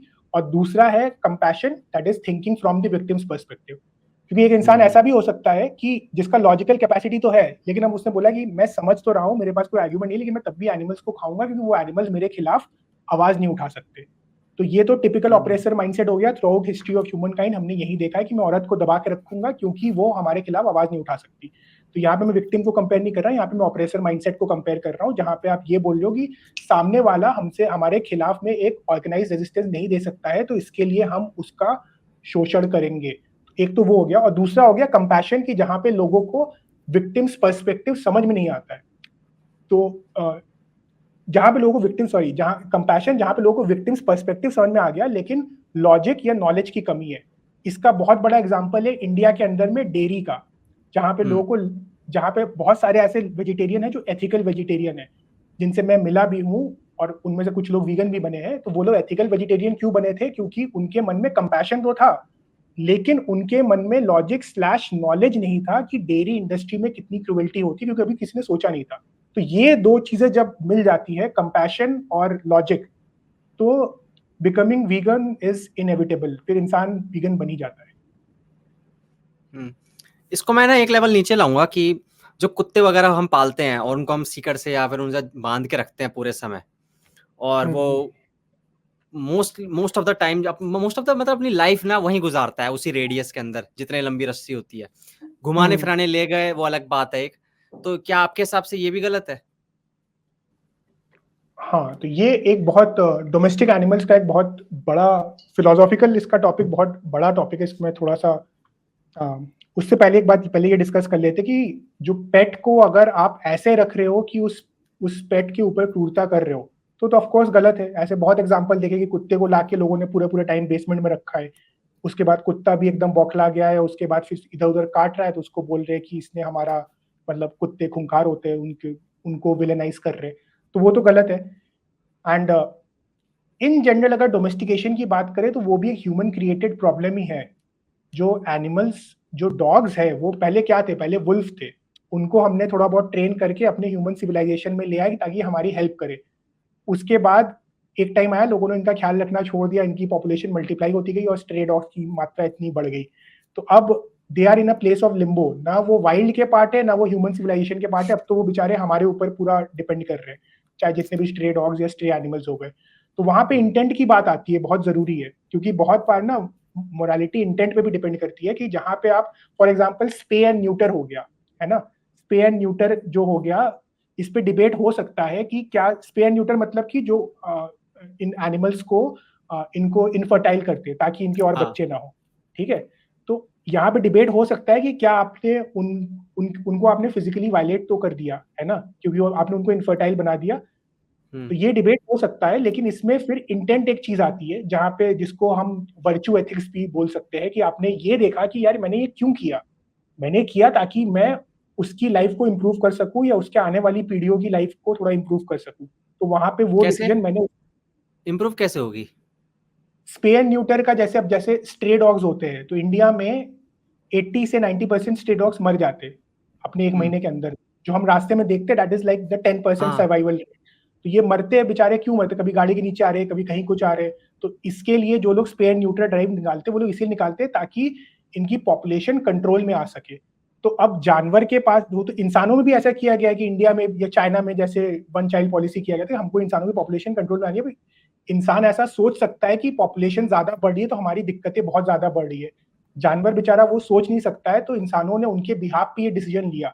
ठीक है, डिबेट ऐसे हो सकता है कि क्या वो डिसीजन फिर भी सही था या गलत था, क्योंकि आपने उस एक जानवर को तो इनफर्टाइल किया ही, भली उसके आगे की 3 जितनी भी पीढ़ियां थी आपने उनको बचा लिया, लेकिन एक को तो इनफर्टाइल किया ही किया। तो वो एक डिबेट है जो अलग डिबेट है। लेकिन इंटेंट उसमें मैटर करता है ना, कि आपका इंटेंट क्या था। इंटेंट में इसलिए कह रहा हूँ क्योंकि मैं मोर रियलिस्टिक एग्जांपल लेता हूँ कि अगर कोई इंसान घर में सेंट बर्नार्ड ला रहा है और कोई इंसान घर पे हस्की ला रहा है, कोई इंसान घर में पग ला रहा है, ये सब एलीट जो जो क्या कहते हैं, जिसे हम कहते हैं एक्सोटिक ब्रीड्स ऑफ डॉग्स है, क्यों ला रहा है? That is a sign of status symbol कि देखो हम इतने सुंदर कुत्ते लेके घूम रहे हैं, वरना इंडिया में कुत्तों की कमी है क्या? स्ट्रे डॉग जाके आप पाल लो। अगर आपका इंटेंट ये है कि मैं उस जानवर की लाइफ को इंप्रूव करना है, तो आप किसी भी जानवर को उठा लोगे। लेकिन आप जा रहे हो खरीद रहे हो हस्की, आप जा रहे हो खरीद रहे हो क्या कहते हैं ये सारे जितने भी ब्रीड डॉग्स है। और ब्रीडिंग इंडस्ट्री इसीलिए चलती है, और वो बहुत क्रूअल इंडस्ट्री है। जो वहां पे जो फीमेल डॉग होती है उसको अगेन वही उनका वही हश्र होता है जो डेयरी एनिमल्स का होता है। साइकिल आफ्टर साइकिल उनको प्रेगनेंसी कराते हैं, उनको बस ऑप्टिमाइज करते हैं कि ये बच्चे हेल्दी बच्चे देती रहे, और उसको मतलब बांध के रखते हैं। आप उनका ब्रीडिंग के वीडियोस देखोगे तो 2 आदमी उसको पकड़ता है, फिर एक डॉग को उसके ऊपर चढ़ाते हैं, इस तरीके से उनको पूरा एक्सप्लॉइट किया जाता है। तो वहां पे इंटेंट मैटर करता है ना, कि आप कुछ भी कर रहे हो क्यों कर रहे हो। अगर आपका ऑब्जेक्टिव फिर आप फिर से सोचो कि एनिमल आप हस्की ला रहे हो, अब वो अलग बात है कि हस्की भी प्यारा डॉगी है, आप उसके साथ रह रहे हो तो आपकी बॉन्डिंग बन गई। लेकिन जब आप ला रहे थे तब आप किस वैल्यू के लिए ला रहे थे? आप ला रहे थे क्योंकि वो उसमें एंटरटेनमेंट, एक क्यूटनेस वैल्यू था। ठीक है, तो ऐसे अगर मान लो कि हम इंसान खरीदने लगे कि ये क्यूट इंसान है, तो अगेन वही ऑब्जेक्टिफिकेशन पे आ जाता है ना बात, घूम फिर के, कि आपने भी हस्की इसीलिए चाहिए आपको क्योंकि आपको एक सुंदर सा ऑब्जेक्ट चाहिए जो आपका स्टेटस सिंबल समाज में बढ़ा के रख सके कि मैं इतना महंगा डॉगी लेके घूम रहा हूँ। तो वो चीज है। तो क्या पेट ना पाले हम लोग? नहीं, आज की डेट में मेरा ये कहना है कि अगर इंडिया में पेट जरूर पालिए, स्ट्रे डॉग्स को पालिए। स्ट्रे डॉग, स्ट्रे कैट, जितने भी स्ट्रे एनिमल्स उनको पालिए। वैसे आप कभी किसी फॉरेन कंट्री गए हो? हाँ, एक बार गया हूँ। हाँ, तो आपने कभी किसी फॉरेन कंट्री में गाय घूमते हुए देखी, जैसे इंडिया में आपको देखने को मिलता है हर जगह, कहीं कूड़ा खा रही है, कहीं प्लास्टिक खा रही है। तो हमारे इंडिया में प्रॉब्लम क्यों है यार, कि मतलब बाकी कंट्री कैसे मैनेज करती है इस प्रॉब्लम को, और हमारी कंट्री में तो गाय, क्योंकि मैं बताता हूँ क्यों, क्योंकि मैं डर गया हूँ इस चीज को। मैंने एक चीज देखी, एक दिन मैं सुबह उठा और मैं देख रहा हूँ एक गाय है जो हमारे घर के आगे थोड़ा सा एक दूर एक रोड है, वहां पे जितने व्हीकल्स जा रहे हैं ना उसके पीछे बहुत तेजी से भाग रही है। ठीक है, बहुत, कभी उधर भाग रही है, कभी इधर भाग रही है, और बहुत खतरनाक लेवल पे। एक साइकिल वाला भी जा रहा था, उसके पीछे भाग गई। तो मुझे किसी ने बोला कि मे बी पन्नी अटक गई है। पन्नी मतलब उसने खा ली होगी, अब ना वो अटक गई है, तो वो बहुत ज्यादा इरिटेट हो रही है, इरिटेटेड फील कर रही है, तो उसको साउंड्स वगैरह जो भी आ रहे हैं इरिटेट कर रही है। तो एक तो ये प्रॉब्लम आती है कि यार वो कुछ भी खा लेती है, नादान होती है, और कुछ भी खा लेती है। ये तो हमारी भी गलती है कि हम फैला देते हैं बहुत सारा ऐसा कूड़ा कचड़ा, क्योंकि उनको पता नहीं रहता। तो एक तो ये प्रॉब्लम है स्ट्रीट, ये जो स्ट्रीट डॉग्स तो ठीक है, स्ट्रीट जो काउज वगैरह है इनको बहुत प्रॉब्लम होती है हमारे इसके कारण। तो इसको मैनेज कैसे किया जाए, जो बाकी कंट्रीज कर रही है? बाकी कंट्रीज में मैंने देखा है नहीं मिलती है देखने को, हमारी कंट्रीज में ऐसे क्यों है? पहले सवाल मैं ये पूछूंगा, बाकी कंट्रीज में क्यों नहीं मिलती है? यार पॉपुलेशन तो है वहां पे, वो तो डेयरी फार्म में पड़ी रहती है मोस्ट ऑफ द टाइम, बस ठीक उसके है, अलावा इसको तो कहीं और मिलेगी नहीं। थोड़ा और इजी सवाल पूछूंगा तो उससे क्लियर हो जाएगा क्यों नहीं मिलती है। इंडिया में चिकन्स क्यों नहीं मिलते रास्ते में? हेंस रास्ते में क्यों नहीं मिलते? क्योंकि वो उनसे पैसे मिलते हैं यार, उसको तो हम मतलब जो मीट इंडस्ट्री है, जो ये लोग उगाते हैं, पोल्ट्री फार्म वगैरह हो गए, वहीं होते हैं ये, और कहीं नहीं होते। पोल्ट्री फार्म होते हैं वहां पे मार दिए जाते हैं, तो वहीं पे पैदा हुआ वहीं पे मार दिया गया। फॉरेन में जो डेयरी फार्म्स है वहां पे भी सेम कॉन्सेप्ट है, डेयरी में रहते हैं उसके बाद चले जाते हैं बीफ इंडस्ट्री में। इंडिया में भी रास्ते में जो मिलते हैं आपको, गाय मिलते हैं, भैंस नहीं मिलते। इंडिया में कभी नोटिस करना, भैंस नहीं मिलेगा, सिर्फ गाय मिलेगा। उसका रीजन क्या है? क्योंकि सेम रीजन है, इन सारे तीनों चीजें रिलेटेड है कि फॉरेन कंट्रीज में कोई एनिमल नहीं मिल रहा है क्योंकि सबको मार दिया जा रहा है। इंडिया में चिकन नहीं मिल रहे क्योंकि चिकन को मार दिया जा रहा है। इंडिया में भैंस भी नहीं मिल रहे क्योंकि भैंस को भी मार दिया जा रहा है।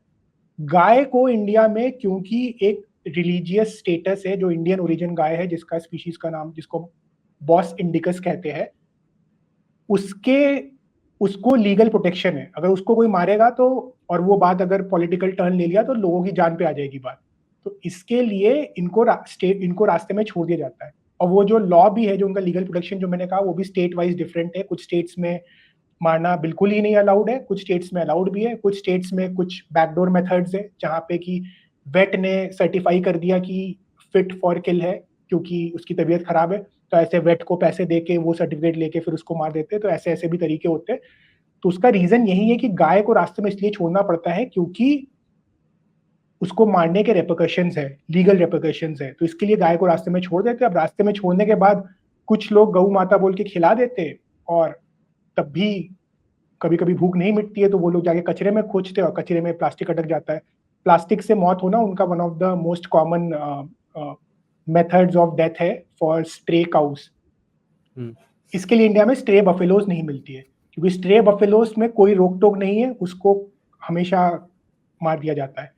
सवाल कोई ये पूछ सकता है कि इंडिया में तो हर कोई दूध पी रहा है ना, बीफ तो हर कोई खा नहीं रहा, तो अगर मैं यहाँ पे ऐसे बैठ के बोल दे रहा हूँ कि बीफ मतलब इनको मार दिया जाता है तो फिर ये बीफ का क्या हो रहा है?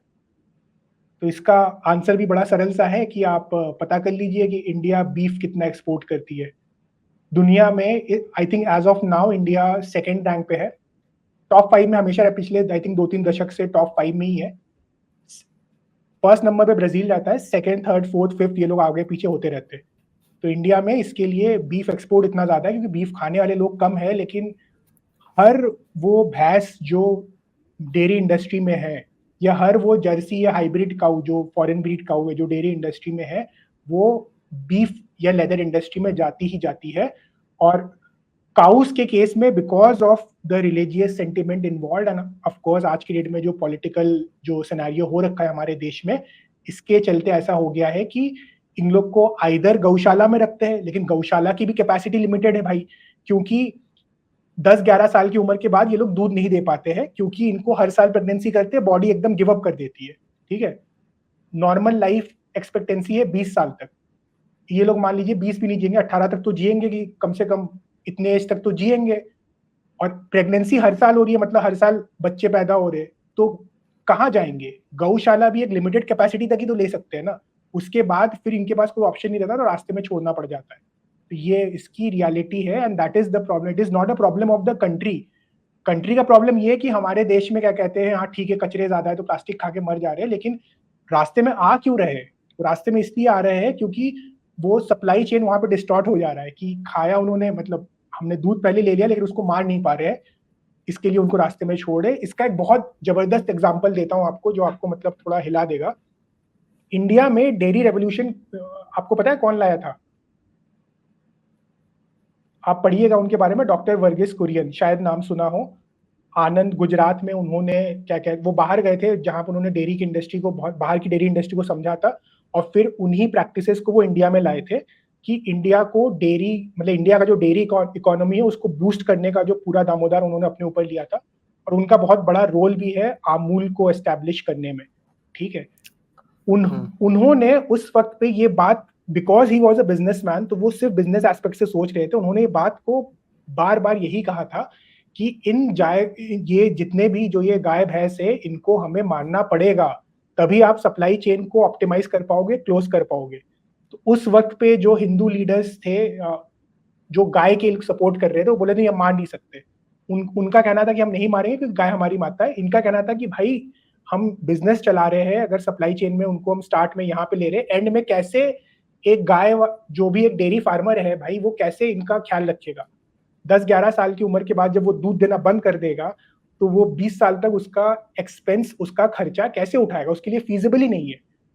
There has to be a mechanism जहां से कि जब वो गाय या भैंस दूध देना बंद कर दे तो उसकी जिम्मेदारी, उसका एक्सपेंस उस डेयरी फार्मर के सर से हट जाए, अदरवाइज वो फीजिबल ही नहीं है। तो भैंस का सही है, हाइब्रिड भैंस का हो गया, और ये जो हाइब्रिड जर्सी काउज हो गए इनका सही, इनको सही है, मतलब कि इनको ये लोग बेच देते, वहां से तो पैसे भी कमा लेते, लेकिन गाय को नहीं बेच पाते क्योंकि उनको पता है कि भाई पकड़े गए अगर तो कितना बड़ा बवाल हो सकता है। तो इसके लिए ये चीज है। और मैं आपके जितने भी ऑडियंस है, ये जितनी भी बातें मैं बोल रहा हूँ, ये सारी बातें मतलब लॉजिकल है, और मैं I think more than 60-70 dairy farms में, स्मॉल स्केल डेयरी फार्म्स की बात कर रहा हूँ जहां मैं विजिट किया हूँ इन द पास्ट 3 years। जैसे कि मैंने बीच में वीडियो बताया था कि मैं एक और डेयरी फार्म नेक्स्ट मंथ जाने वाला हूँ जो ट्रांजिशन हो रहा है, बट उसके अलावा भी मैं जाता हूँ, मैं डेयरी फार्म्स में जाता हूँ, वहाँ की हालत देखता हूँ, वीडियो रिकॉर्ड करता हूँ, लोगों से बात करता हूँ।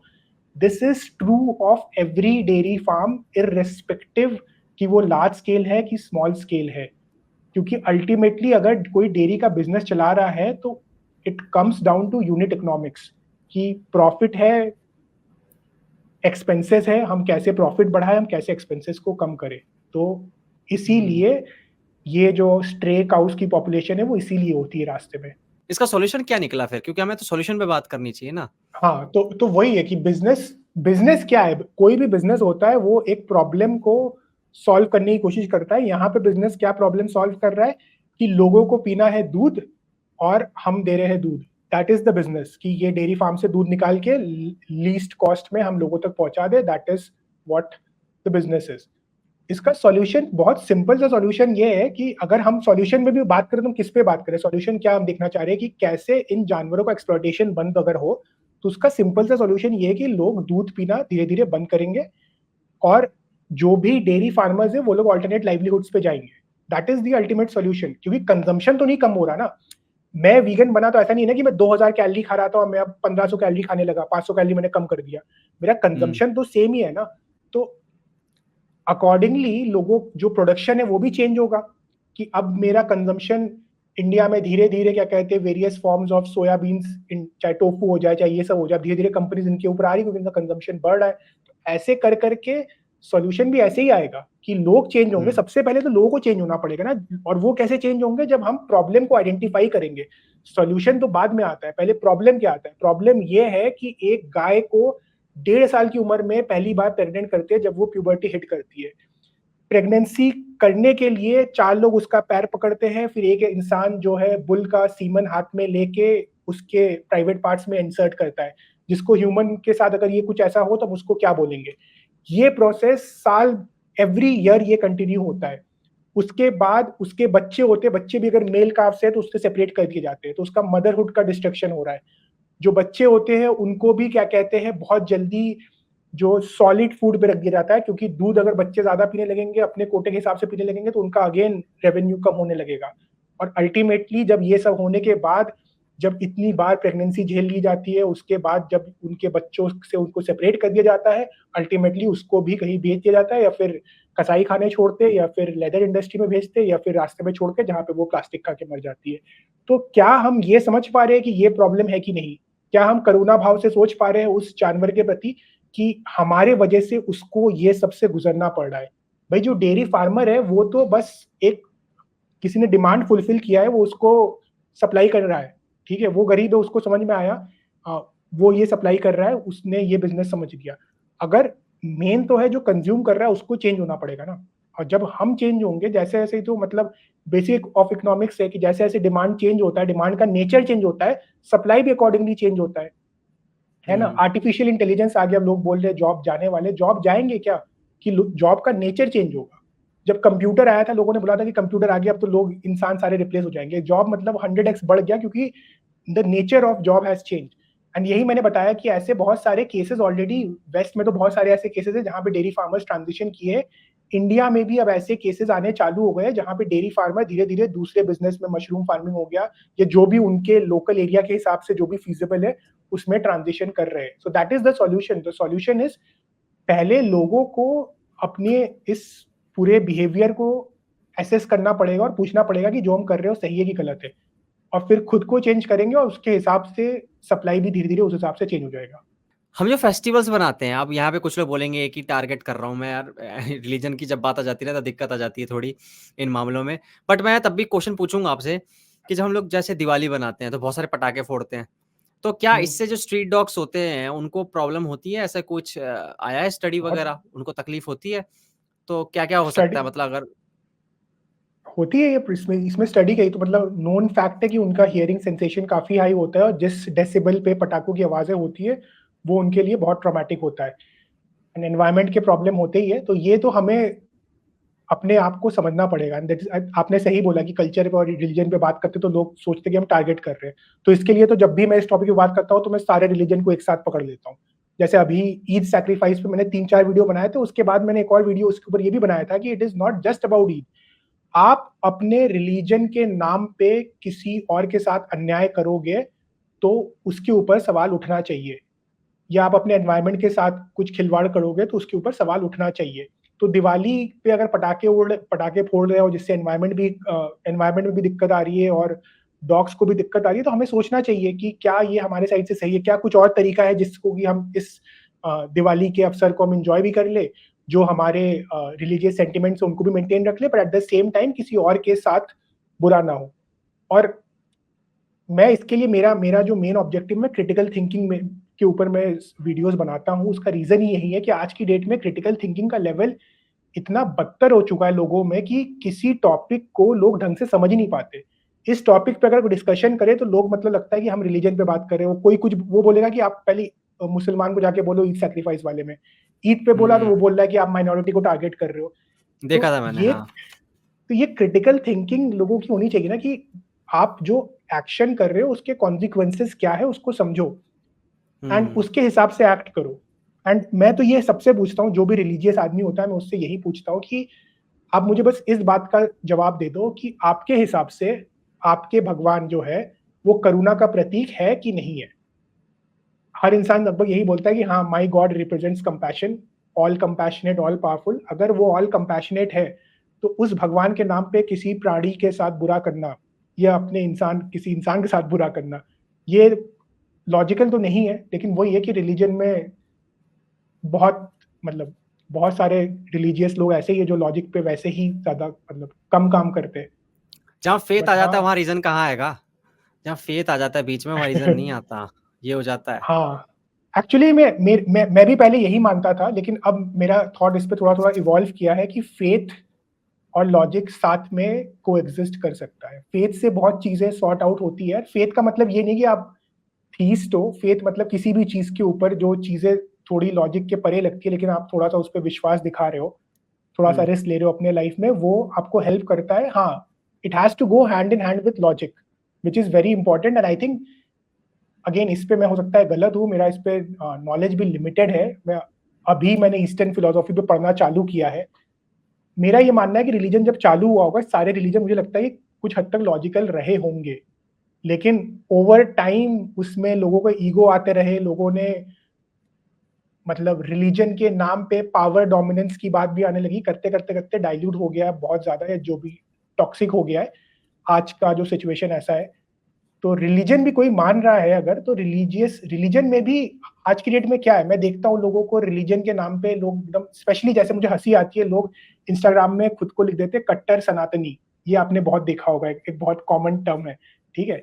अभी सनातन धर्म से रिलेटेड में जैसे बताया कि मैं ईस्टर्न फिलोसॉफी स्पेशली वेदांत में अभी कुछ टाइम पहले ही पढ़ना चालू किया। मुझे ये अभी ज्यादा मेरा नॉलेज नहीं, लेकिन मुझे ये समझ में आ गया कि कट्टर सनातनी कोई एक साथ लिख रहा है तो वो ऑक्सीमोरॉन है। क्योंकि आप कट्टर मतलब ईगो पे ले रहे हो कि ये मेरा काम है कि मैं हिंदुइज्म को प्रोटेक्ट करूं, जबकि it is not for your protection. जो Hinduism is what, it's dharma actually, जिसको हम अगर उसका जो ट्रांसलेशन है, dharma is what, code of conduct, जो आपके लिए है ताकि आप एक अच्छी लाइफ लीड कर सको। एंड आई एम श्योर कि बाकी रिलीजन के भी ओरिजिन शायद ऐसे ही हुए होंगे कि रिलीजन क्या है, कोड ऑफ कंडक्ट है भाई, कि तुम अपनी जिंदगी को थोड़ा अच्छे से जियो, अपने अपने लिए अच्छा करो, अपने आसपास के समाज के लिए अच्छा करो। इट्स अ लेकिन वे ऑफ वही है लाइफ। कि it's a way of life, but वही है कि आज की डेट में अब आपको पता है रिलीजन क्या बन के रह गया है। समझ रहा हूँ मैं। इसी कारण जब मैं आपकी वो रील्स वगैरह देखता हूँ जिसमें आप किसी रिलीजियस बंदे से भिड़े हुए हो, तो मुझे बहुत डर लगता है। मैं बहुत प्रे कर रहा होता हूँ आपके लिए उस वक्त। अरे मेरे मम्मी पापा बड़े परेशान रहते हैं, उनको बाकी यही है कि तुम क्यों रिलीजन पे बोल रहे हो। मेरे को भी डर लगता है, ऐसी बात नहीं है, क्योंकि वही ना, रिलीजन पे जहां बात आ जाती है लोग फैनेटिक हो जाते हैं, और मेरे साथ दोनों साइड से हो चुका है। इनफैक्ट मैं अभी इस हफ्ते एक रील डालने वाला हूँ जहाँ पे एक हिंदू मुझे गाली दे रहा है। कुछ महीने पहले का वीडियो जब मैं मिल्क के ऊपर वीडियो बनाया था, और अभी ईद सैक्रिफाइस बनाया तो उन्होंने क्या कहते हैं, जो कोई मुस्लिम है जो गाली दे रहा है कि माइनॉरिटी को अटैक कर रहे हो, दोनों स्क्रीनशॉट लगा के बता दो तुम कि किधर है।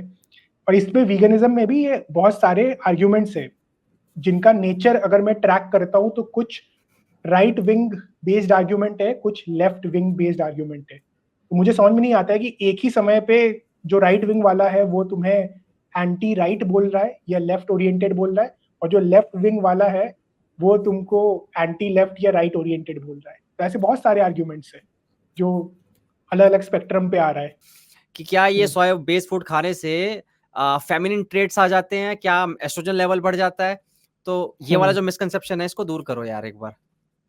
इसको मैं दूर क्या खत्म कर देता हूँ, रुको एक मिनट। तो हाँ, ये एक बहुत बड़ा मिसकंसेप्शन है।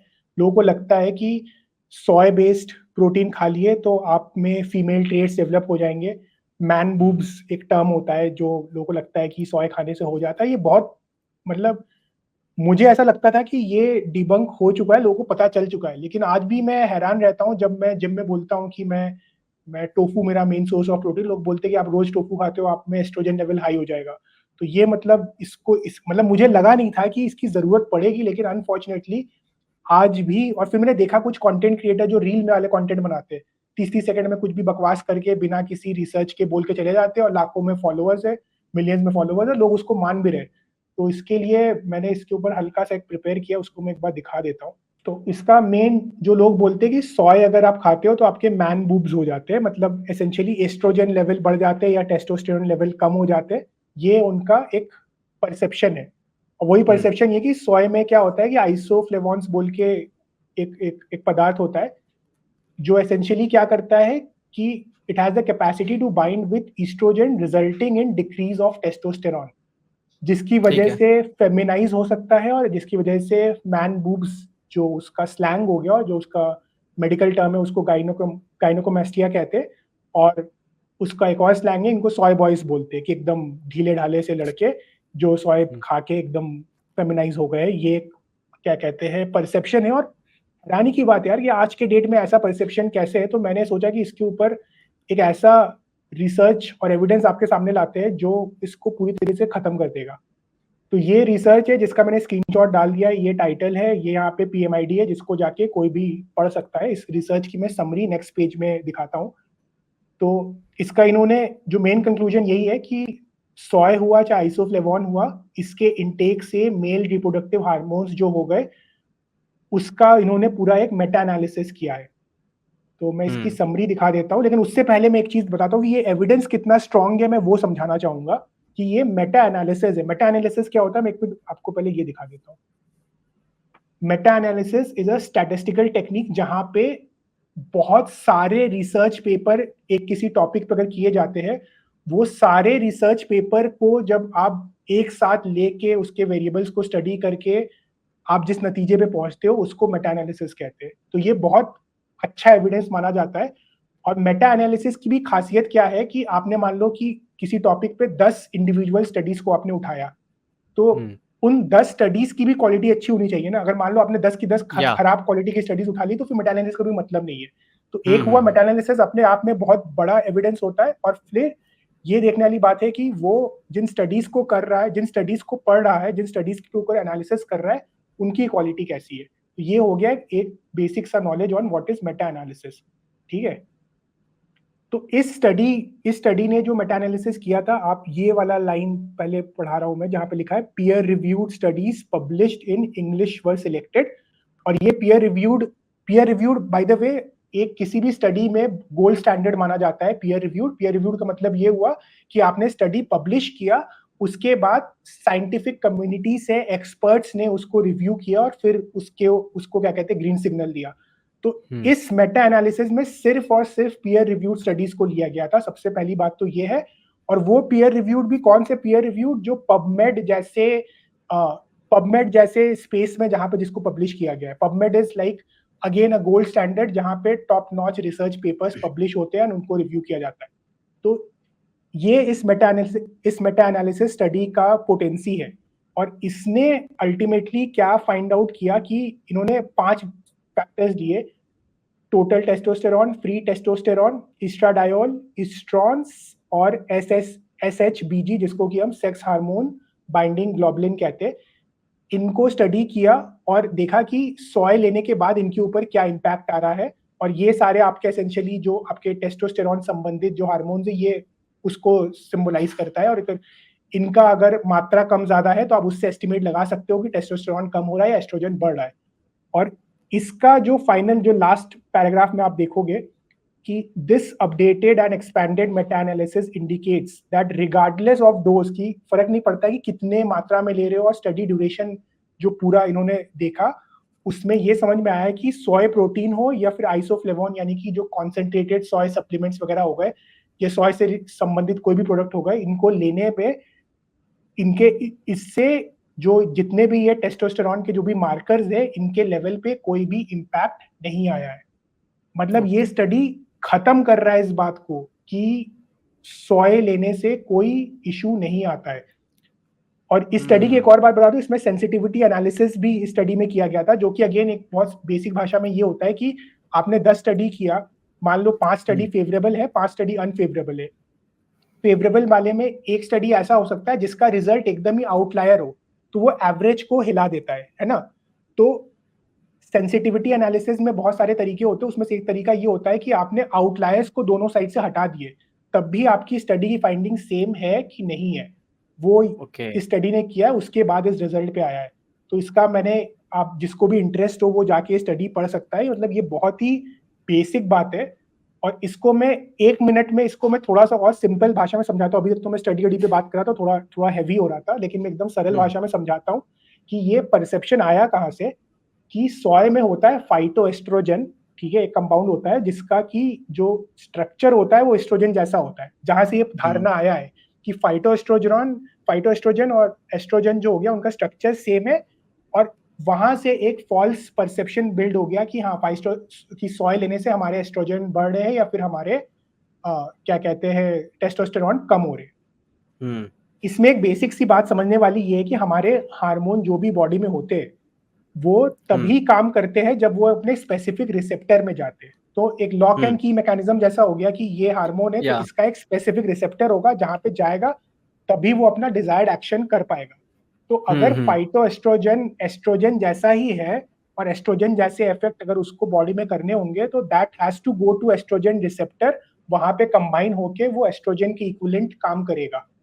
लेकिन ये बात यहाँ से ये परसेप्शन आया था जब, लेकिन जब ये स्टडी किया और जब समझ में आया तब ये नतीजा निकल के आया कि फाइटोएस्ट्रोजन जो है वो 100 टाइम्स वीकर देन एस्ट्रोजन होता है। एक तो पहला ये हो गया, और दूसरा जो होता है एस्ट्रोजन को काम करने के लिए अपने रिसेप्टर पे एक्टिव फॉर्म में जाना पड़ता है, और जो फाइटोएस्ट्रोजन होता है वो जब तक रिसेप्टर तक पहुंचता है तब तक वो ब्रेक डाउन हो चुका होता है, मुश्किल से 1 से 5% होता है जो एक्टिव स्टेट में होता है।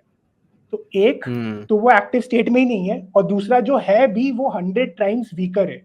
तो इसी सब बातों को इन सब स्टडीज में निकल में आया है, और जहां से ये मेटा एनालिसिस ने जो ये बात को बताया है कि सोय खाने से कोई दिक्कत नहीं होता है। और आज की डेट में तो अब जिनको भी ऐसा लग रहा है कि आप बॉडी नहीं बना सकते, तो इतने सारे बॉडी बिल्डर्स है, चाहे वो प्रो लेवल बॉडी बिल्डर्स हो चाहे वो एवरेज पर्सन हो, हमारे जैसे जो लोग मतलब compete वगैरह नहीं करते लेकिन हेल्दी रहने के लिए बॉडी बिल्डिंग कर रहे हैं। इतने सारे लोग हैं जो सालों से मतलब डेकेड से वीगन है, डेकेड से प्लांट बेस्ड डाइट पे है, एंड तब भी इतनी अच्छी फिजिक बना ली है लोगों ने। तो बॉडी बिल्डिंग के पर्सपेक्टिव से कभी मत सोचना कि आप नहीं बना सकते हो, it is very much possible. आपको राइट गाइडेंस चाहिए, और आज की डेट में तो बहुत सारा कंटेंट जो है वीगन बॉडी बिल्डर्स बनाना चालू कर रहे हैं, तो उनको फॉलो करिए तो आपकी नॉलेज इस डायरेक्शन में और ज्यादा बढ़ेगी। तो ये मेरे को एक शेयर करना था। कुछ बुक्स वगैरह रिकमेंड कर सकते हो मेरी ऑडियंस के लिए? मैंने वैसे सुरेश भैया से पूछा था तो उन्होंने तो बताई थी उसकी अर्थलिंग एड की एड अर्थलिंग के साथ बताई थी। जी जी जी। तो अर्थलिंग एड की किताब जो है वो काफी अच्छी किताब है to have the basic knowledge. लेकिन आपकी ऑडियंस, अगर मैं जहाँ तक मुझे समझ में आता है, फिलोसफी वगैरह में काफी इंटेलेक्चुअल ऑडियंस है जिस हिसाब से आप जो पॉडकास्ट कर रहे हो, तो मैं किताब रिकमेंड करूंगा गैरी फ्रैंचियन की एबॉलिशनिस्ट अप्रोच। तो वो काफी इन डेप्थ किताब है, और वो जो मैंने बातें बोली ना कि वीगनिज्म सही मायने में मतलब क्या है, जो मैंने बोला ना कि एनिमल्स को कमोडिटी की तरह मत देखे, उस पे मतलब he is an animal rights literature में उनका काफी योगदान रहा है। उनकी ये किताब है एबॉलिशनिस्ट अप्रोच, वो एक किताब जरूर पढ़े। और किसी को हेल्थ के बारे में जानना है तो एक किताब है हाउ नॉट टू डाई, वो जरूर पढ़े। ये दोनों किताब अलग, एक फिलोसफी की किताब है, एक हाउ नॉट टू डाई जो है वो हेल्थ रिलेटेड है कि कैसे प्लांट बेस्ड डाइट को आप एकदम ऑप्टिमाइज कर सकते हो, अलग अलग डिफरेंट टाइप के आप माइक्रो न्यूट्रिएंट्स मैक्रो न्यूट्रिएंट्स कैसे ले सकते हो। ये दोनों चीज़ें हैं जिसको जो 2 किताबें जो मैं रिकमेंड करता हूँ सबको। ऐसे तो बहुत सारी किताबें हैं। मैं एक लिस्ट भी शेयर कर दूँगा। मैंने गुड रीड्स पे जो जहाँ पे बुक रिव्यू होता है वहाँ पे मैंने पूरा लिस्ट बनाया हुआ है 50 books on ethics of veganism. और भी बहुत सारी किताबें, the case for animal rights by Tom Regan, जो पर ये सब बहुत भारी किताब है, तो ये डिपेंड करता है कितना लोगों का इंटरेस्ट है। लेकिन ये दो किताब मैंने बोली, दोनों सिंपल किताब भी है और एट द सेम टाइम दोनों ही अपने अपने डोमेन में काफी डेप्थ में जाता है, एक फिलोसफी को लेके और दूसरा हेल्थ को लेके। ओके, कोई मैसेज देना चाहोगे मेरी ऑडियंस को एंड के अंदर, कुछ special message of Shivam Nandi? Message यही है कि मैं सबसे हाथ जोड़ के रिक्वेस्ट ये करूंगा कि प्लीज वीगनिज्म के ऊपर जो अभी आपके प्री कंसीव्ड नोशन है कि वीगनिज्म एलीटों के चोचले है, कि वीगनिज्म में आपके प्रोटीन नहीं मिल सकता है, आपकी बॉडी नहीं बन सकती है, इन सारे थॉट्स जो सुपरफिशियल सरफेस लेवल थॉट्स से इनके बियॉन्ड जाइए। जैसे जैसे आप वीगनिज्म में आप किसी टॉपिक की गहराई पे जाओगे और आप ऑनेस्टी के साथ जाओगे तो आपको समझ में आएगा कि the argument for veganism is valid and very strong. और दूसरा वही, ये लॉजिक के साइड में हो गया। दूसरा हो गया think from the victim's perspective. कभी सोचना कि एक जानवर को हम कैसे हम क्या बर्ताव उनके साथ कर रहे हैं, what are we subjecting them to. ये सोचने वाली बात है। आपने हम क्योंकि हम रिलीजन पे बात कर रहे थे तो मैं थोड़ा सा उससे थोड़ा सा रिलेट करके बोलूंगा कि अब इससे फर्क नहीं पड़ता कि आप थीस्ट हो कि एथीस्ट हो कि एग्नोस्टिक हो, लेकिन जब भी रिलीजन की बात करते हैं हर रिलीजन में एक डेविल का कॉन्सेप्ट होता है ना, कि एक होता है जो डेविल होता है, जो मतलब इंसान के साथ बहुत बुरा कर रहा है। वो अलग अलग तरीके से डिपिक्ट किया गया है सारे रिलीजन में। अब हमें तो पता नहीं है, मैं तो एग्नोस्टिक हूँ, तो पता नहीं है कि डेविल है कि नहीं है, लेकिन अगर एनिमल्स है तो उनके लिए कोई अगर सही मायने में डेविल है तो वो इंसान ही है, ये हमें जरूर पता है। तो चलो यार, ठीक आप है, खाना वाना खा लो, खाना वाना खा लो, और ठीक है। बहुत अच्छा लगा हाँ, यार आपसे बात करके, ठीक हाँ, है। और मुझे सच्ची में यार जो मैं सीखने को मिल रहा है मेरे को, क्योंकि सुरेश भाई के साथ तो वो कॉमन बात हो पाई थी बस कि इंडस्ट्री में क्या हो रहा है, इंडस्ट्री में किस लेवल पे इनइक्वालिटी हो रही है, उसके ऊपर ही बात हो पाई थी। इतना टाइम भी नहीं था हमारे पास। मैंने उनको बोला था कि वैसे शाम में करते तो ज्यादा टाइम होता, पर चलो कोई नहीं। फिर आपके साथ आया तो मैंने सोचा था कि मैं ये प्रोटीन वोटीन की बात ज्यादा बात नहीं करूंगा, मैं मोस्टली इसी के ऊपर बात करूंगा, एथिक्स के बारे में। और स्ट्रीट एनिमल्स की कोई बात नहीं कर रहा है, स्पोर्ट्स में जो एनिमल्स के साथ जो क्रूरल्टी हो रही है उसके ऊपर कोई बात नहीं कर रहा है। तो इन सब चीजों के ऊपर बात करने के लिए मुझे लगा कि चलो यार शिवम से ही बात की जाए। तो बहुत अच्छा लगा मुझे आपसे बात करके, ठीक है। मुझे लगता है ऑडियंस को बहुत कुछ सीखने को मिलेगा इस चीज से। बताओ बताओ बताओ, कुछ हाँ, कह रहे थे? मैं यही कह रहा था, thank you so much for hosting me. And मैं भी मतलब अपॉर्चुनिटी सीख कर रहा हूँ जहाँ पे मैं और ऑडियंस के सामने जाके ये बात रख सकूँ। तो और भी अगर आपके फ्रेंड सर्कल में, पॉडकास्ट सर्कल में कोई होगा जिसको वीगनिज्म से संबंधित डिस्कशन करना है, specifically on the ethics side of things, तो आपको रवि प्लीज। भाई का आया? रवि भाई का आया होगा कोई मैसेज, लॉजिकल आयाम? हाँ यार, भाई उनका आया था ना, मेरे साइड से गलती हो गई थी, वो आपने भी देखा था, उसी समय में आया था मैं, मेरे मेल्स मिस हो रहे थे, तो उनके साथ फिर डिस्कशन हुआ, एक डेट का निकला था, लेकिन उसके बाद उन्होंने रिप्लाई नहीं किया। मतलब 5-6 मैसेजेस के कॉन्वर्सेशंस के बाद में एक डेट फाइनलाइज हुआ था, उसके बाद उन्होंने रिप्लाई नहीं किया। मैंने उनको कल ही रिमाइंडर मेल भी भेजा है, तो अगर उनसे साथ डिस्कशन हो जाए तो काफी मैं अच्छा। कर मैं दूंगा उनकी उनसे, डायरेक्ट कांटेक्ट हो हम्म, रखा है, हमारा ग्रुप बना हुआ है, तो मैं भैया को बोल दूंगा, कोई दिक्कत नहीं है, मैं याद दिला दूंगा उन्हें। हाँ ठीक है, और बिल्कुल, और आपके ग्रुप में ऐसे भी लोग अगर होंगे जो, क्योंकि मतलब ऐसे भी मजा आता है अगर कोई, स्पेशली जो फिलोसफी और एथिक्स साइड में काफी सोचते हैं लेकिन वीगन के खिलाफ है, तो उनके साथ भी अगर डिबेट का अपॉर्चुनिटी अगर हो, तो वो भी अगर प्रॉपर फॉर्मेट में डिबेट करने वाला हो, तो वो जैसे, ये तो डिबेट नहीं था, ये तो मोर ऑफ यार नॉलेज मैं शेयरिंग डिबेट सेशन हो कैसे गया। करता, मैं डिबेट करता कैसे? मैं तो अभी जस्ट, मेरे को 2 महीने हुए हैं वीगनिज्म को समझे हुए। सुरेश भाई के साथ तो मैं बिल्कुल बिल्कुल ब्लैंक था, मतलब जब मैं उनसे नहीं, बात करने बैठा था। तो अब तो मैं धीरे अभी तो धीरे काफी जान कुछ रहा हूँ समझ उसके में बारे। आ गया है ना। यार बिल्कुल, नेक्स्ट टाइम हाँ डिबेट तो में हराऊंगा आपको। नहीं, नहीं, मेरे को हराने से पहले आप अपने, वही मैंने कहा कि खुद के साइड से, मेरा वेबसाइट भी है जहाँ पे मैंने वीगन आर्ग्यूमेंट्स का पूरा लिस्ट बना रखा है। ये जितना भी मैं जो लोगों से प्रीच कर रहा हूँ, ये सारे सवाल, मैं जिस बैकग्राउंड से आता हूँ, मैंने हर सवाल अपने आप से बहुत इन डेप्थ में पूछा है। जितने भी आर्ग्यूमेंट हो सकते हैं, इन सारे आर्ग्यूमेंट्स को बहुत डिटेल में जाके समझ के तब जाके मैं इस रियलाइजेशन पे आया कि वीगन बना। वरना मैं जिस बैकग्राउंड से आता हूँ, मेरे लिए आसान नहीं था कि वेजिटेरियन वीगन हो जाना। तो इसके लिए वही है। तो इसमें मतलब अल्टीमेटली देखो, डिबेट तो एक जगह में सही है, लेकिन डिबेट का निष्कर्ष भी निकलना ज़रूरी है कि अगर कोई चीज़ इंसान समझ रहा है, तो फिर उस नॉलेज कुछ नहीं होता। नॉलेज क्या है ना, नॉलेज इज़ पावर, ये एकदम फ़ॉल्स स्टेटमेंट है। अप्लाइड नॉलेज इज़ पावर, कि नॉलेज तो लिया हमने ज्ञान लिया, हमने तर्क-वितर्क से कुछ चीज़ों को समझा।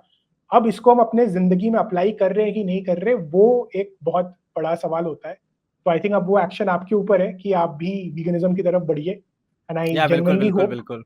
कि आप इस थैंक डायरेक्शन यू। में बढ़ेंगे, एंड आगे भी if you have any queries irrespective of the podcast, आपको वैसे भी रीच आउट करना हो, feel free to reach out. कोई भी आर्ग्यूमेंट आता है, बस या मेरा एक ही सवाल है कि जैसे ये पॉडकास्ट 2 घंटे का हुआ लगभग हमारा, कि 1, 2, 3 घंटे में ना आप 5, 6, 7, 10 सवाल पूछ सकते हो, ठीक है, आप 50 सवाल नहीं पूछ सकते।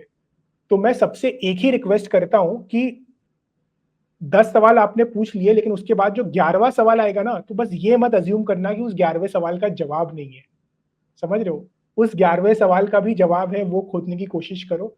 बहुत सारे डॉक्यूमेंट्रीज़ है या रिसोर्सेज़ अब आज के टाइम में है कि अल्टीमेटली बात की गहराई तक जाओ, एंड उसके बाद अगर बात सही लगता है, लॉजिकल लगता है, और लगता है कि हम जो कर रहे हैं वो गलत है, इनजस्टिस है एनिमल्स के प्रति, तो देन चेंज होना भी ज़रूरी है। बिल्कुल, बिल्कुल यार। अ, चलो यार, मैं अब ज़्यादा टाइम स्पेंड नहीं करूँगा आपका यार, 12 बज ठीक है, चुके हैं, ठीक ठीक है, है? ठीक है, चलते हैं हम, थैंक नहीं यू। तो बात तो कभी खत्म ही नहीं होती है, मुझे पता है, तभी तो यार नहीं, ये नहीं, ठीक पॉडकास्ट है। बनाया है। हाँ, कोई नहीं, नहीं, दिक्कत नहीं है, ठीक है। चलो। Thank you so much. और मेरा तो ये है कि मैं मतलब किसी के साथ एक बार रिलेशनशिप ऐसे बना लेता हूँ, लोगों से बात करता हूँ, मैं तो मतलब समझ लो कि मैं अब तुम्हारे साथ आगे चल के चेप हो जाऊँगा, पूछता रहूँगा कि तुम वीगन बने कि नहीं बने, जर्नी में कहाँ हो, क्या तुम्हारे बाधाएँ आ रही है।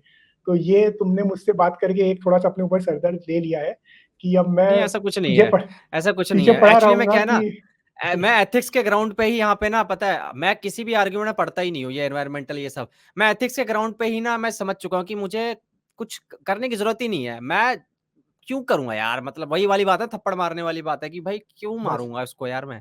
तो मैं तो वहीं बस पे तो आके ना, बस तो मैं सारा आर्गुमेंट ही ख पता है, वीगनिज़्म की सबसे बड़ी पावर यही है, मोरालिटी। वो मोरालिटी के हुँ, ग्राउंड पे ही जीत जाता है सारा आर्गुमेंट, अगर सामने वाला बंदा समझ जाए तो। समझ तो जाए तो मुझे लगता है बस यार वही कि है। अगर एथिक्स की बात आती है तो यार हर कोई वीगन बन सकता है, कोई प्रॉब्लम नहीं आएगी अगर आप समझ जाओ। हुँ। हुँ, अब हम दोबारा बात ठीक है, स्टार्ट कर देंगे तो चलना चाहिए, नहीं तो हम ठीक है, आंटियों चलो की तरह बात ओके। करते रहेंगे यहाँ पे। चलो बाय, बाय, ठीक है, बाय, बाय। चलो bye bye, good take night, care, good night. Thank you so much, and good luck to you with your YouTube journey, and thank you so thank you much so for much. Hosting me. Okay, चलो bye bye. या आपके लिए भी, आपका YouTube channel भी आगे बढ़ता रहे, उसके लिए भी आपको okay, all the best. Okay, चलो thank bye bye, you, good night. Bye bye. या।